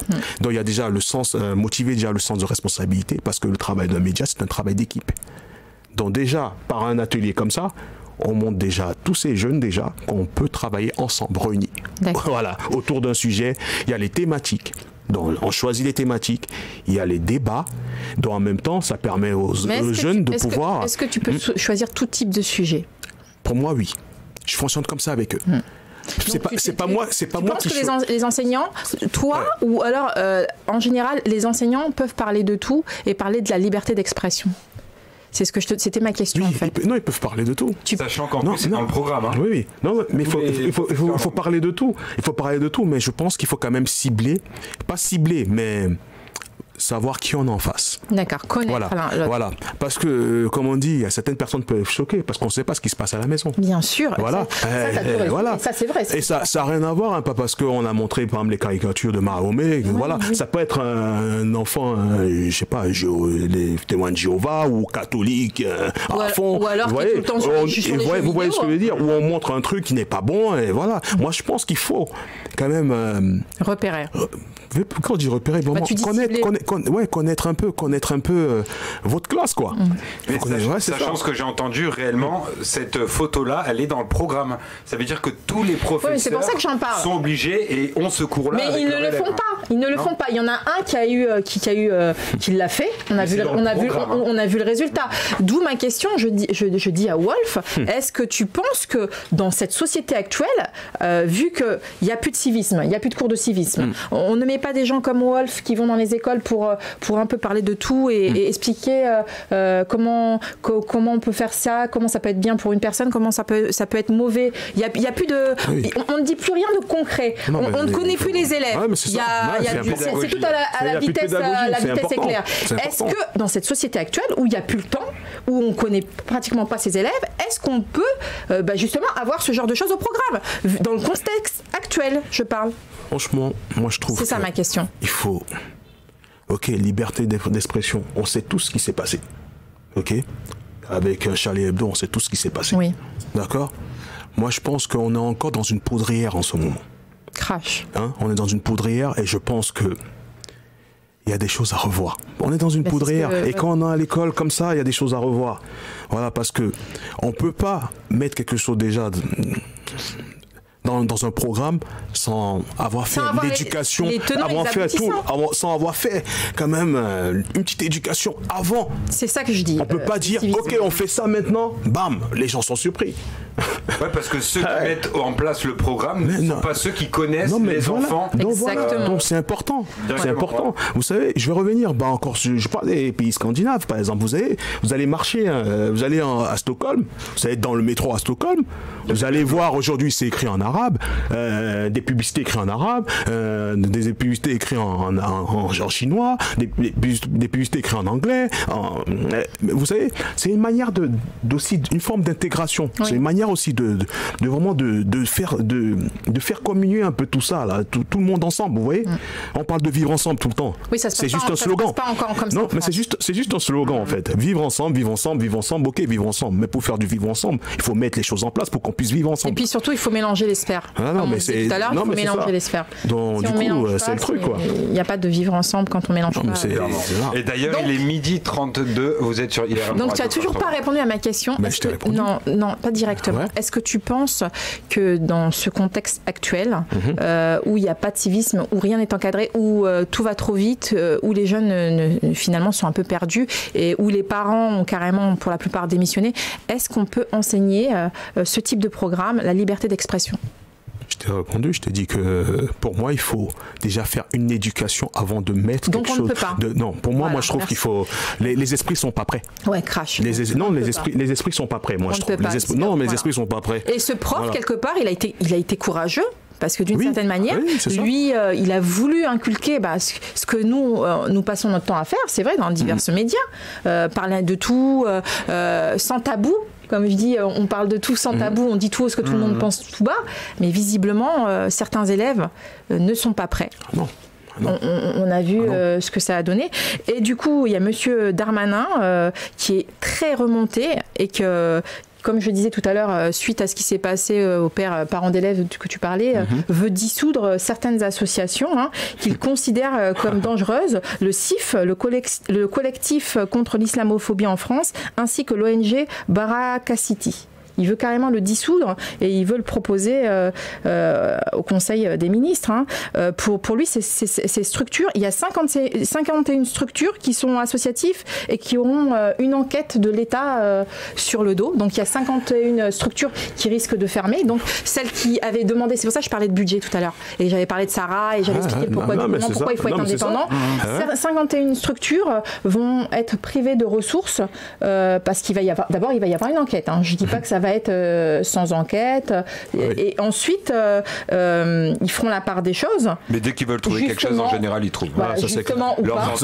Justement ou pas. Et plusieurs seront dissous. Donc, monsieur Darmanin déclare même que pour certains, Baraka City et le CIF sont des associations ennemies de la République qui touchent les aides de celle-ci. Donc, ça va loin quand même. C'est-à-dire que, oui, ça va loin. Je peux comprendre qu'il y ait la colère. Surtout qu'il y a eu une manifestation pour ce monsieur, pour Samuel Paty, il y a eu une manifestation, c'était dimanche aussi, dimanche il y a eu une manifestation, où il y a aussi eu une manifestation contre l'islamophobie. Et ça a été très mal perçu, monsieur Macron, là, ça a été vraiment mal perçu en disant que, parce qu'il y avait beaucoup de gens de la gauche, de partis politiques de gauche, qui se sont montrés un peu, finalement, est-ce que c'était vraiment le moment ? Il y a politique et il y a humain. Est-ce que c'était vraiment le moment ? Même pour la famille, je peux comprendre l'islamophobie. Oui, en France, on va cracher. Il y a beaucoup de gens qui souffrent, qui sont catalogués. Et ces associations, les musulmans en ont besoin. Je ne veux pas dire le contraire. Mais il y a des musulmans qui sont bons.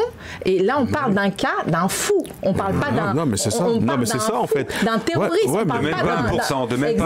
Et donc, il y a même un ancien imam, l'imam Hussein Chagouni de Drancy, qui a exprimé sa honte. Il a exprimé sa honte. Oui, donc, pourtant, lui, il est musulman. Par rapport à cette situation, il a exprimé, pour lui, ceux qui font ce genre d'actes ne sont pas des musulmans, encore une fois. Mon crash. Non, mais de toute façon, ça c'est connu. Qu'est-ce que tu penses pour les associations, les 51 associations qui risquent... Oui, bon, déjà, moi je pense que déjà, il faudrait déjà, avant de... On parle de dissoudre des associations. Moi je pense que déjà, il faudrait déjà qu'il y ait déjà une discussion déjà avec ces associations. Voilà. Et ça revient toujours à l'éducation, ça revient toujours à ce qu'on peut mettre en place. J'ai beaucoup appuyé là-dessus sur l'éducation. Non, mais c'est ça. Et ça, voilà, parce que l'État veut mettre des choses en place, mais il faut éduquer, il faut encadrer les gens en fait. Puis en même temps, on a l'impression que dès qu'il y a quelque chose comme ça qui se passe, cette chose horrible qui s'est passée, parce que c'est vraiment horrible. Pour moi, cet homme n'est pas musulman. C'est un fou. Pour moi, c'est un fou qui était enfermé. Enfin, tu vois ce que je veux dire. Et là, on a l'impression qu'on attend un fait divers pour fermer.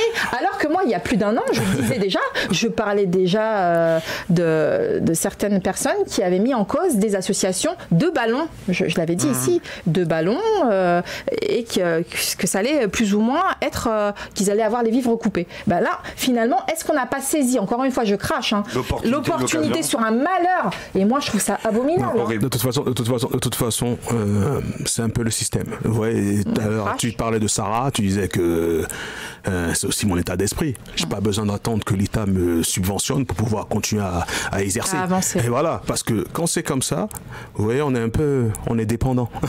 On est dépendant. Et donc, du coup, moi, par rapport à ce qui se passe, c'est qu'aujourd'hui, il y a déjà, comment dire, il y a déjà des dogmes déjà. Il y a déjà des dogmes déjà sur plusieurs activités, sur plusieurs groupes. Vous voyez, c'est comme, je donne juste un exemple. Par exemple, on va dire, ah, tu viens de ce quartier, mais tu as monté ton entreprise. C'est la même chose en fait pour revenir en fait. Vrai, non, il y a déjà des dogmes déjà. Donc c'est comme là maintenant on va dire ah c'est un musulman qui a fait ça. Mais tout le monde n'est pas. On mélange très vite les gens dans le même. On met très vite les gens dans le même sac en fait très tôt. Alors qu'est-ce que ce serait ton conseil par rapport à ça Est-ce que c'est pas un moyen encore, comme je disais tout à l'heure, c'est un fou qui a fait ça. Oui, est-ce que c'est pas un moyen encore de diviser encore les gens? Oui. Alors, ça serait quoi? Qu'est-ce que tu penses? Qu'est-ce que tu craches? Qu'est-ce que tu aurais à cracher à ça? Là, on arrive, comme je dis tout le temps, dans une période électorale, présidentielle, ça va pas tarder bientôt. Oui, il y a tout va surgir là maintenant. On aura vraiment tout, quoi. On aura de tout vraiment. Et là maintenant, oui, la division. Bon, tu dirais pas rentrer la division, dans le jeu. surtout ça. Ouais. Rentrez pas dans le jeu surtout. Ouais. Moi, ce que je dirais, c'est ça. Rentrez pas dans le jeu, parce que, ok, c'est un fou qui l'a fait, mais il y a aussi d'autres crimes qui ont été faits ailleurs aussi. Voilà, c'était pas dans l'éducation, mais il y a eu d'autres crimes aussi. Sarah Afrique disait la dernière fois que par exemple son cousin avait été victime d'un attentat, et même le corps il l'avait récupéré dans des conditions. Donc, et elle est musulmane. Je remets les choses en contexte en fait. C'est ça dans ce que je dis exactement. On est tous touchés par ces faux. Non mais c'est ça. Non mais ce que je dis en fait, il faut pas rentrer dans le jeu, parce que voilà, ça veut pas dire que tous les musulmans vont arriver, ils vont zigouiller tout le monde, mais non, non, mais parce que c'est ça, c'est exactement ça. Non, mais c'est ça, c'est une manière de penser en fait. Mais c'est ce que les gens, c'est ça, c'est comme ça. En plus, on a les médias pour appuyer dessus, encore pour appuyer dessus, donner encore de l'importance à cette façon de penser des gens. Mais voilà, j'ai vu des gens, je crois que c'était Sucé Plus, j'ai vu des gars, ils étaient à fond dessus. Je dis, mais attendez, mais c'est pas tout le monde qui est comme ça. Il y a des fous. Avec des il y a des pédophiles. Oui, il y a des fous. Non, mais voilà, il y a des pédophiles aussi. Là, on parle de ce professeur, mais il y a des pédophiles aussi. Il y a des violeurs. Ouais. Non, mais voilà. Mais il y a tout ça. Et en plus, et là, 51 structures qui les défendent ou qui sont normaux. Je te parle des gens lambda qui sont musulmans, qui ont grandi ici, qui sont musulmans et qui sont normaux. Il y a 51 associations qui risquent de fermer. Et dans ces associations, il y a des associations qui aident, par exemple, les quartiers à faire du foot. Et c'est encore quelque chose en moins pour la jeunesse de certains quartiers. Il y a des maraudeurs, il y a de tout. Non, mais c'est ça. Et surtout en ce moment, on a besoin vraiment d'entraide. Donc voilà, donc c'est ça. Ça veut dire, ça va être marcher comme on vous le demande, soit on coupe les vivres. Et si on coupe les vivres, est-ce que tu penses qu'ils savent ce qui risque d'y avoir en France? Tu penses qu'ils envisagent le pire ou pas? Ils envisagent, à ton avis, une émeute ou ils ne le prennent pas en considération? Ça pourrait être possible. Quand on voit, par exemple, ce qui s'est passé à Champigny, au commissariat, et quand on voit le couvre-feu il y a 2 ans, qui en France aurait dit il y a 2 ans qu'on serait confiné, enfin qu'on aurait un couvre-feu en France? Qui l'aurait dit? Qui l'aurait cru? Oui, mais là, encore. Ok, d'accord. Il y a une épidémie quand même dehors, d'accord? Il y a une épidémie, je connais du monde, des personnes proches qui l'ont eu. Mais là, je parle pas d'épidémie. Non, mais attends, on parle de couvre-feu, voilà. On parle de couvre-feu, il y a une épidémie quand même. Moi, je pense que ils essayent de faire quelque chose aussi, d'accord? Ils essaient de faire. Ils avancent dans le flou, ils connaissent pas. Non, mais c'est ça, parce que ce virus, on sait pas trop ce que c'est. On sait pas trop. On peut scanner nos vies comme chez vous là, mais bon, on sait pas trop. On sait pas trop ce que c'est. Ce que je veux dire, c'est par rapport à tout ce qu'ils sont en train de faire, par rapport à tout le mécontentement de la jeunesse. Est-ce qu'ils n'ont pas peur que ça parte, qu'il y ait des émeutes? Est-ce qu'ils n'envisagent pas avec imagine-toi 51 structures. C'est ça. J'essaye de voir. C'est pour ça que je dis, il y a quelque temps, quand je te parle du couvre-feu, personne n'aurait cru qu'il y aurait un couvre-feu en France. Oui, mais... Et personne pourrait croire que, tu sais, une émeute, ça peut aller loin. Tu sais, c'est comme quand il y a des tremblements de terre. Des fois, on ne sait pas qu'il y aura un tremblement de terre ici. Mais voilà, non, mais c'est ça. Des fois, on ne sait pas qu'il va y avoir un tremblement. Il y a des endroits, il y a des zones, il y a soit des zones à risque, mais il y a des fois, il y a des choses qui se passent, on ne sait pas. Donc du coup, je te parle de guerre civile, par exemple. Non, mais j'ai compris. Quand je te parle de couvre-feu il y a 2 ans, personne n'aurait pensé qu'il y aurait un couvre-feu en France. Donc, qu'est-ce qu'est-ce qui peut nous dire que dans 2 ans, il n'y aura pas une guerre civile? J'essaye de faire voir les choses, d'essayer d'ouvrir les yeux aux gens. Les gens qui sont français, nés en France, qui se considèrent comme laïcs, enfants de la République, il faut arrêter de les stigmatiser. Non, mais ça, c'est clair. Ça, c'est le message. C'est le message. Oui, mais c'est ça. Mais ça, je suis tout à fait d'accord avec toi. Ça, c'est le message qu'on dit tout le temps. Arrêtez de stigmatiser. C'est pour ça que je parlais de dogmes. Hein? On sait ce que c'est des dogmes. Oui. Donc voilà. Donc c'est pour ça que je parlais de dogmes tout à l'heure, c'est que ce sont des idées déjà installées et prédéfinies et voilà. Donc c'est comme ça qu'on nous voit, on réfléchit plus. Et bien justement, je voulais parler d'une activiste saoudienne de 31 ans, Lounjan Al-Tloul, j'espère que je l'ai bien prononcé, emprisonnée depuis 2018 en Arabie Saoudite. C'est une Saoudienne qui a été emprisonnée depuis 2018 parce qu'elle a voulu faire évoluer les mentalités de son pays en fait. C'est grâce à elle, entre autres, que pas mal de femmes maintenant ont commencé à conduire en Arabie Saoudite. Ouais. Elle a été l'instigatrice de ce mouvement-là en disant qu'une femme, ça peut très bien conduire. Et d'ailleurs, il y a une montée des accidents là-bas, je te dis pas. Et du coup, elle a reçu le prix de la liberté pour avoir bravé les interdits et contribué au développement de son pays. T'en penses quoi ? Bravo. Bravo. Alors, non mais je dis bravo. C'est vrai que changer un mental, changer une femme de là-bas, changer des mentalités. Non mais je suis d'accord. Ouais, pour revenir à ce que tu m'as demandé, changer des mentalités dans un pays conservateur, saoudien, ça devrait toujours. Je dirais même pas saoudien. Je parle de conservateur, voilà. Moi, c'est ce que je dis conservateur parce qu'il n'y a pas que en Arabie Saoudite ou voilà, il y a d'autres pays, même en France, les gens sont assez conservateurs aussi, très voilà. Les États-Unis, voilà. Donc je pense que changer, je dis vraiment bravo pour cette dame parce que c'est pas évident, parce que les gens ils ont déjà leurs habitudes et donc du coup puis elle a pas eu peur pour sa vie. Non, elle a pas eu peur et vraiment bravo pour cette dame quoi.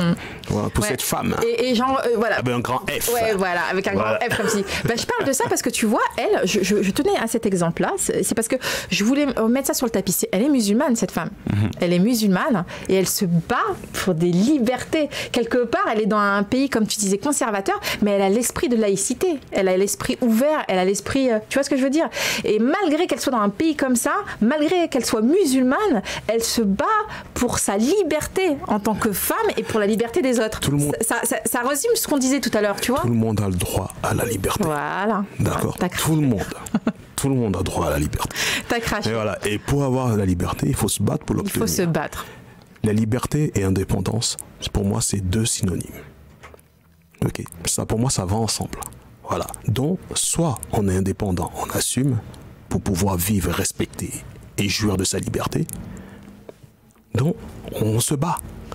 Et là cette femme, moi j'ai pris cette femme en exemple. Ouais, mais c'est ça. Ouais, mais c'est ça. Il y a des femmes d'autres pays qui sont musulmanes et qui se battent pour cette liberté. Voilà, et que il y a tout type de catégories dans les musulmans et que c'est pas que des radicalisés. Parce qu'il y a beaucoup, encore une fois, d'amalgame. Mais tu te rends compte, attends, là, tu te rends compte qu'on est toujours obligé d'aller montrer, d'aller justifier, d'aller montrer, ah, t'as vu ce musulman, il a fait ça. Ah, t'as vu ce gars de quartier, il a fait ça. Est-ce que c'est normal? Est-ce qu'on a... Non, mais ce que je veux dire, non, mais là, comme je dis, tellement de choses sont à revoir. On n'a pas besoin, on n'a plus besoin de ça quand même. Hein? On vit dans un pays où il y a je sais pas, des bouddhistes, des témoins de Jéhovah, des musulmans, et en plus, à croire qu'on reste maintenant que dans des débats de religion. On oublie les personnes, mais on finit à parler que de religion. Finalement, les religions sont toutes les choses qui amènent à la haine, on a l'impression. Oui, mais comme on dit, mais c'est ça. Diviser pour mieux régner, je le pense. Comme on dit souvent, la religion. Ça devrait être le contraire. Oui, c'est ça, mais comme on dit des fois, la religion c'est une arme. La religion c'est l'opium du peuple. Donc, si tu maîtrises bien vraiment la religion, tu la sers comme il faut, avec ça, tu peux faire avaler tout à tout le monde. Voilà, donc ce qui se passe, c'est qu'aujourd'hui, les gens ont de moins en moins les yeux fermés. Donc du coup, et surtout la jeunesse. C'est pour ça que maintenant, voilà, ça pète. Ça pète un peu, quoi. Alors là, on va parler d'autre chose. Je vais vous parler de l'Académie qui s'est prononcée contre la proposition de l'élu Ablon-Gaillot concernant le rallongement des IVG de 14 semaines à 16 semaines. Ils se sont prononcés négativement. Alors, ils préconisent de rendre des soins plus accessibles et dans les meilleurs délais. Et surtout d'accroître la vigilance. Alors moi, ma question, comment accroître la vigilance en pleine pandémie? Quand on va dans un lieu administratif, la plupart du temps, on ne peut pas rentrer même à deux, même si c'est pas fermé. Comment accroître cette vigilance? Réponds-moi, Wolf. Crash, s'il te plaît. Les écrits. Les écrits administratifs. Franchement, des fois, je me demande s'il y a un peu d'humanisme dans tout ça. Si les gens, ils sont les écrits. Vraiment, c'est fou. Pour moi, ça, c'est... Ouais. Parce que là, on parle du corps des femmes. Non, mais je sais. En pleine pandémie, il y en a qui se sont retrouvées enceintes. Et en fait, elles demandaient le rallongement pour pouvoir justement pouvoir faire ce qu'elles ont à faire si elles n'étaient pas dans les capacités, puisqu'elles ne pouvaient pas être accueillies dans certains lieux. Mais déjà, pour être accueilli, vous avez vu comment c'est compliqué en ce moment? Même pour faire un test, même juste, vous avez vu comment c'est compliqué? Donc, est-ce que c'est pas contradictoire? Non, mais c'est contradictoire. Rien n'est cohérent. Non, mais c'est ça. Moi, ça va avec. Pour le coup, ça va avec la continuité. Ouais, c'est ça. C'est la continuité, en fait. C'est la continuité de leur dire. C'est la continuité. Non, c'est pour ça que je voulais juste cracher dessus. Mais là, en ce moment, c'est compliqué. Vous avez vu les. Quand je passe, je vois là pour faire le test, j'ai dit, ah ouais, dis donc, il y a la préfecture de Bobigny, elle est partout là. C'est vrai. Mais c'est fou. Ouais. Mais c'est fou, il faut y aller à 6h du matin. Mais là, là, je te parle quand même d'une grossesse. Qui n'est pour la plupart, s'il y a IVG, c'est qu'il n'est pas désiré. On parle des vies qui vont venir au monde, des enfants dans cette société où tout va de travers pour l'instant, qui ne seront pas désirés. Oui. En fait, on met le couteau, on met le couteau sous la gorge. Parce que là. Ça veut dire que c'est pour créer encore d'autres mots, en fait, tout Exactement. ça. C'est pour créer d'autres mots, ça. Un enfant n'est pas désiré, la personne est libre de...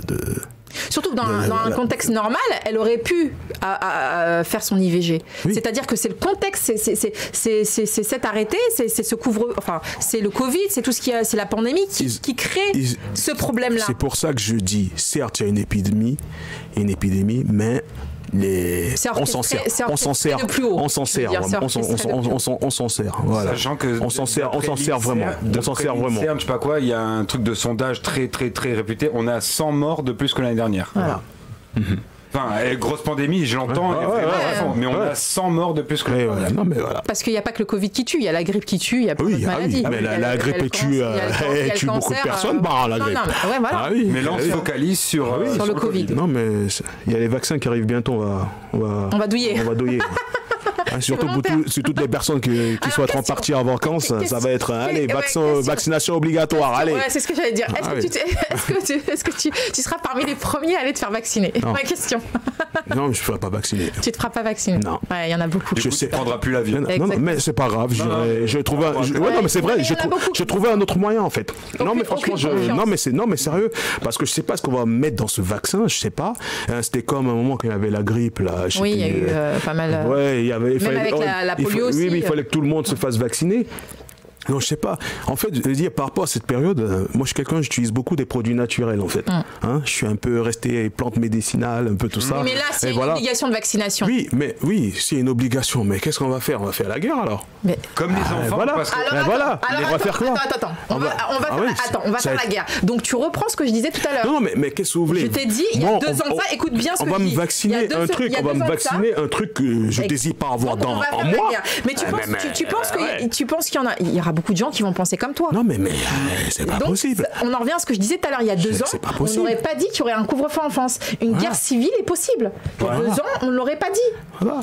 Et après, comme je dis aussi, c'est que Mais non, s'il faut voyager, il faut être vacciné. Comment on va faire? Il faut trouver d'autres solutions. S'il faut aller en bateau, je sais pas quoi, ou en... Non, mais je sais pas, je parle là comme ça, mais je dis... Mais même en bateau, voilà. tu devras te faire vacciner. Non, mais on sait pas ce qui va se passer. D'accord? Moi, franchement... Je vous le dis, ce sera obligatoire dès l'enfance, parce qu'aujourd'hui, en fait, je sais pas si vous avez entendu... Dès l'enfance. Dès l'enfance. Cette année, un enfant qui est né cette année, pour qu'il puisse aller à l'école, il a eu 11 vaccins à se faire. 11. S'il fait pas les 11, il ne peut pas rentrer à l'école. Donc maintenant, plus personne ne voudra faire des enfants. Non, mais c'est ça, de toute façon. Nous, on va faire la résistance, mais nos enfants sont obligés. C'est comme quand on va en Afrique, des fois on vous dit, oui, faites les vaccins, tétanos, tout ça, c'est obligatoire. Moi, je sais que j'ai un cousin qui a eu la polio juste après avoir reçu un vaccin. Et ça, c'est véridique. Tu vois. Mon père, la spondylite, l'arthrite ankylosante. C'est tombé sur les trucs, c'est à cause d'un vaccin. Et voilà, donc du coup, on sait pas trop. On joue avec nous, en fait. On joue avec nous. Bon, on va parler d'un truc un peu plus joyeux. Moi, je voulais mettre à l'honneur un petit garçon de 12 ans, Christophe Malo, tu en as entendu parler, pour Octobre Rose, qui a nagé 40 km, qui a fait 40 km à la nage pour sensibiliser la jeunesse de Martinique à Octobre Rose, parce que sa mère est atteinte du cancer. Et moi, j'ai trouvé ça magnifique et en fait, j'ai voulu le mettre à l'honneur. Alors, tu penses, t'en penses quoi, qu'il faudrait plus de jeunes comme ça, qu'il est motivé, que déjà à 12 ans, il sait ce qu'il veut, 40 km, plus de 13 heures de nage, t'imagines? La détermination. La détermination. Et en plus, c'est quelqu'un. Et c'est une personne aussi qui reconnaît un peu sa mère. La valeur. De la femme. La valeur d'une maman. D'une maman. La valeur vraiment d'une maman. Et la maman, c'est tout pour toi. D'ailleurs, j'embrasse la mienne et toutes les mamans. Donc voilà. Bon, la mienne. Voilà. Moi aussi. Voilà, danser. Mais ça, c'est. Comme je dis, la mère, c'est un squelette, en fait, le squelette d'une famille. Exactement. Et donc là, il y a beaucoup de gens, quand t'as perdu ta mère, t'as tout perdu. Et ce qui donne, et ce qui monte là, c'est la détermination, c'est le combat, il se bat pour sa maman. Il faut lui montrer à sa mère qu'il fallait être déterminé et courageux. Pour le cancer. Il se bat pour sa maman. Et en plus, là, par rapport à ça encore, comme quoi il y a sur le net, il y a quand même des choses... Il y a des partages intelligents quand même aussi. Je crois que j'avais vu une photo en fait où on demandait à une personne, je crois que c'était un sportif, de citer, c'était un famous, un gars connu, une célébrité, et on demandait pour toi, c'est qui la femme la plus forte, la plus un peu imposante, la grande femme pour toi? Le mec, il a répondu Michelle Obama. Voilà. Wow. Et mais moi, ce que j'ai aimé dans tout ça, c'est que une personne a écrit ta mère s'est battue avant de baigner dans la rue, pour que tu puisses aller faire tes études et être quitté. Et tu cites Michelle Obama. Non, mais tu vois, tu vois le truc un peu. Donc voilà, ta maman, elle se bat pour toi. Avant d'aller voir les... C'est ça, comme on dit, on veut trouver le nom. Surtout, il était conscient. Ça fait plus fashion, quoi. Je suis dans la tendance, quoi. Mais non, c'est d'abord ta mère. Il était conscient d'être dans Octobre Rose aussi. Oui. Mais Octobre Rose, c'est ta maman aussi. C'est important. C'est important de le mettre à l'honneur, même ici. Beaucoup de gens en ont parlé. Ça a fait le tour. On a vu beaucoup de femmes sur les réseaux qui ont témoigné, qui ont montré...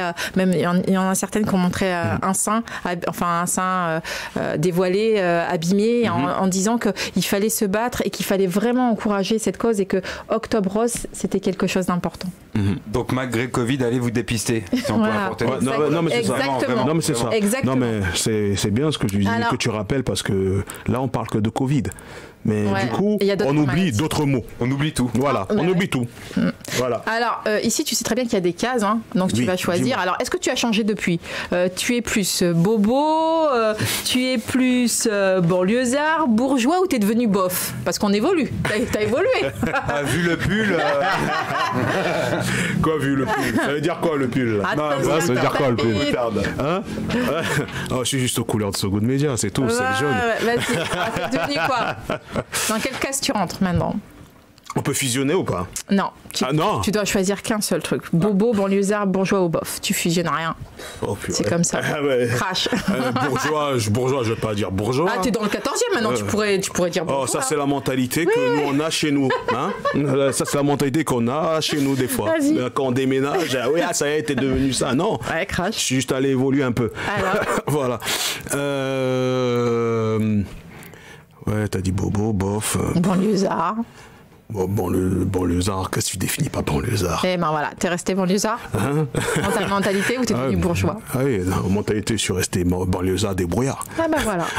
T'as tout dit, t'as craché. Voilà, banlieusard débrouillard. Voilà, je suis resté banlieusard débrouillard. Je vais faire ta dédicace. Hein. Alors, dédicace... Attends, je prends des mouchoirs ou... Ouais, non, c'est pas la peine. C'est bon? Ça ira, t'inquiète.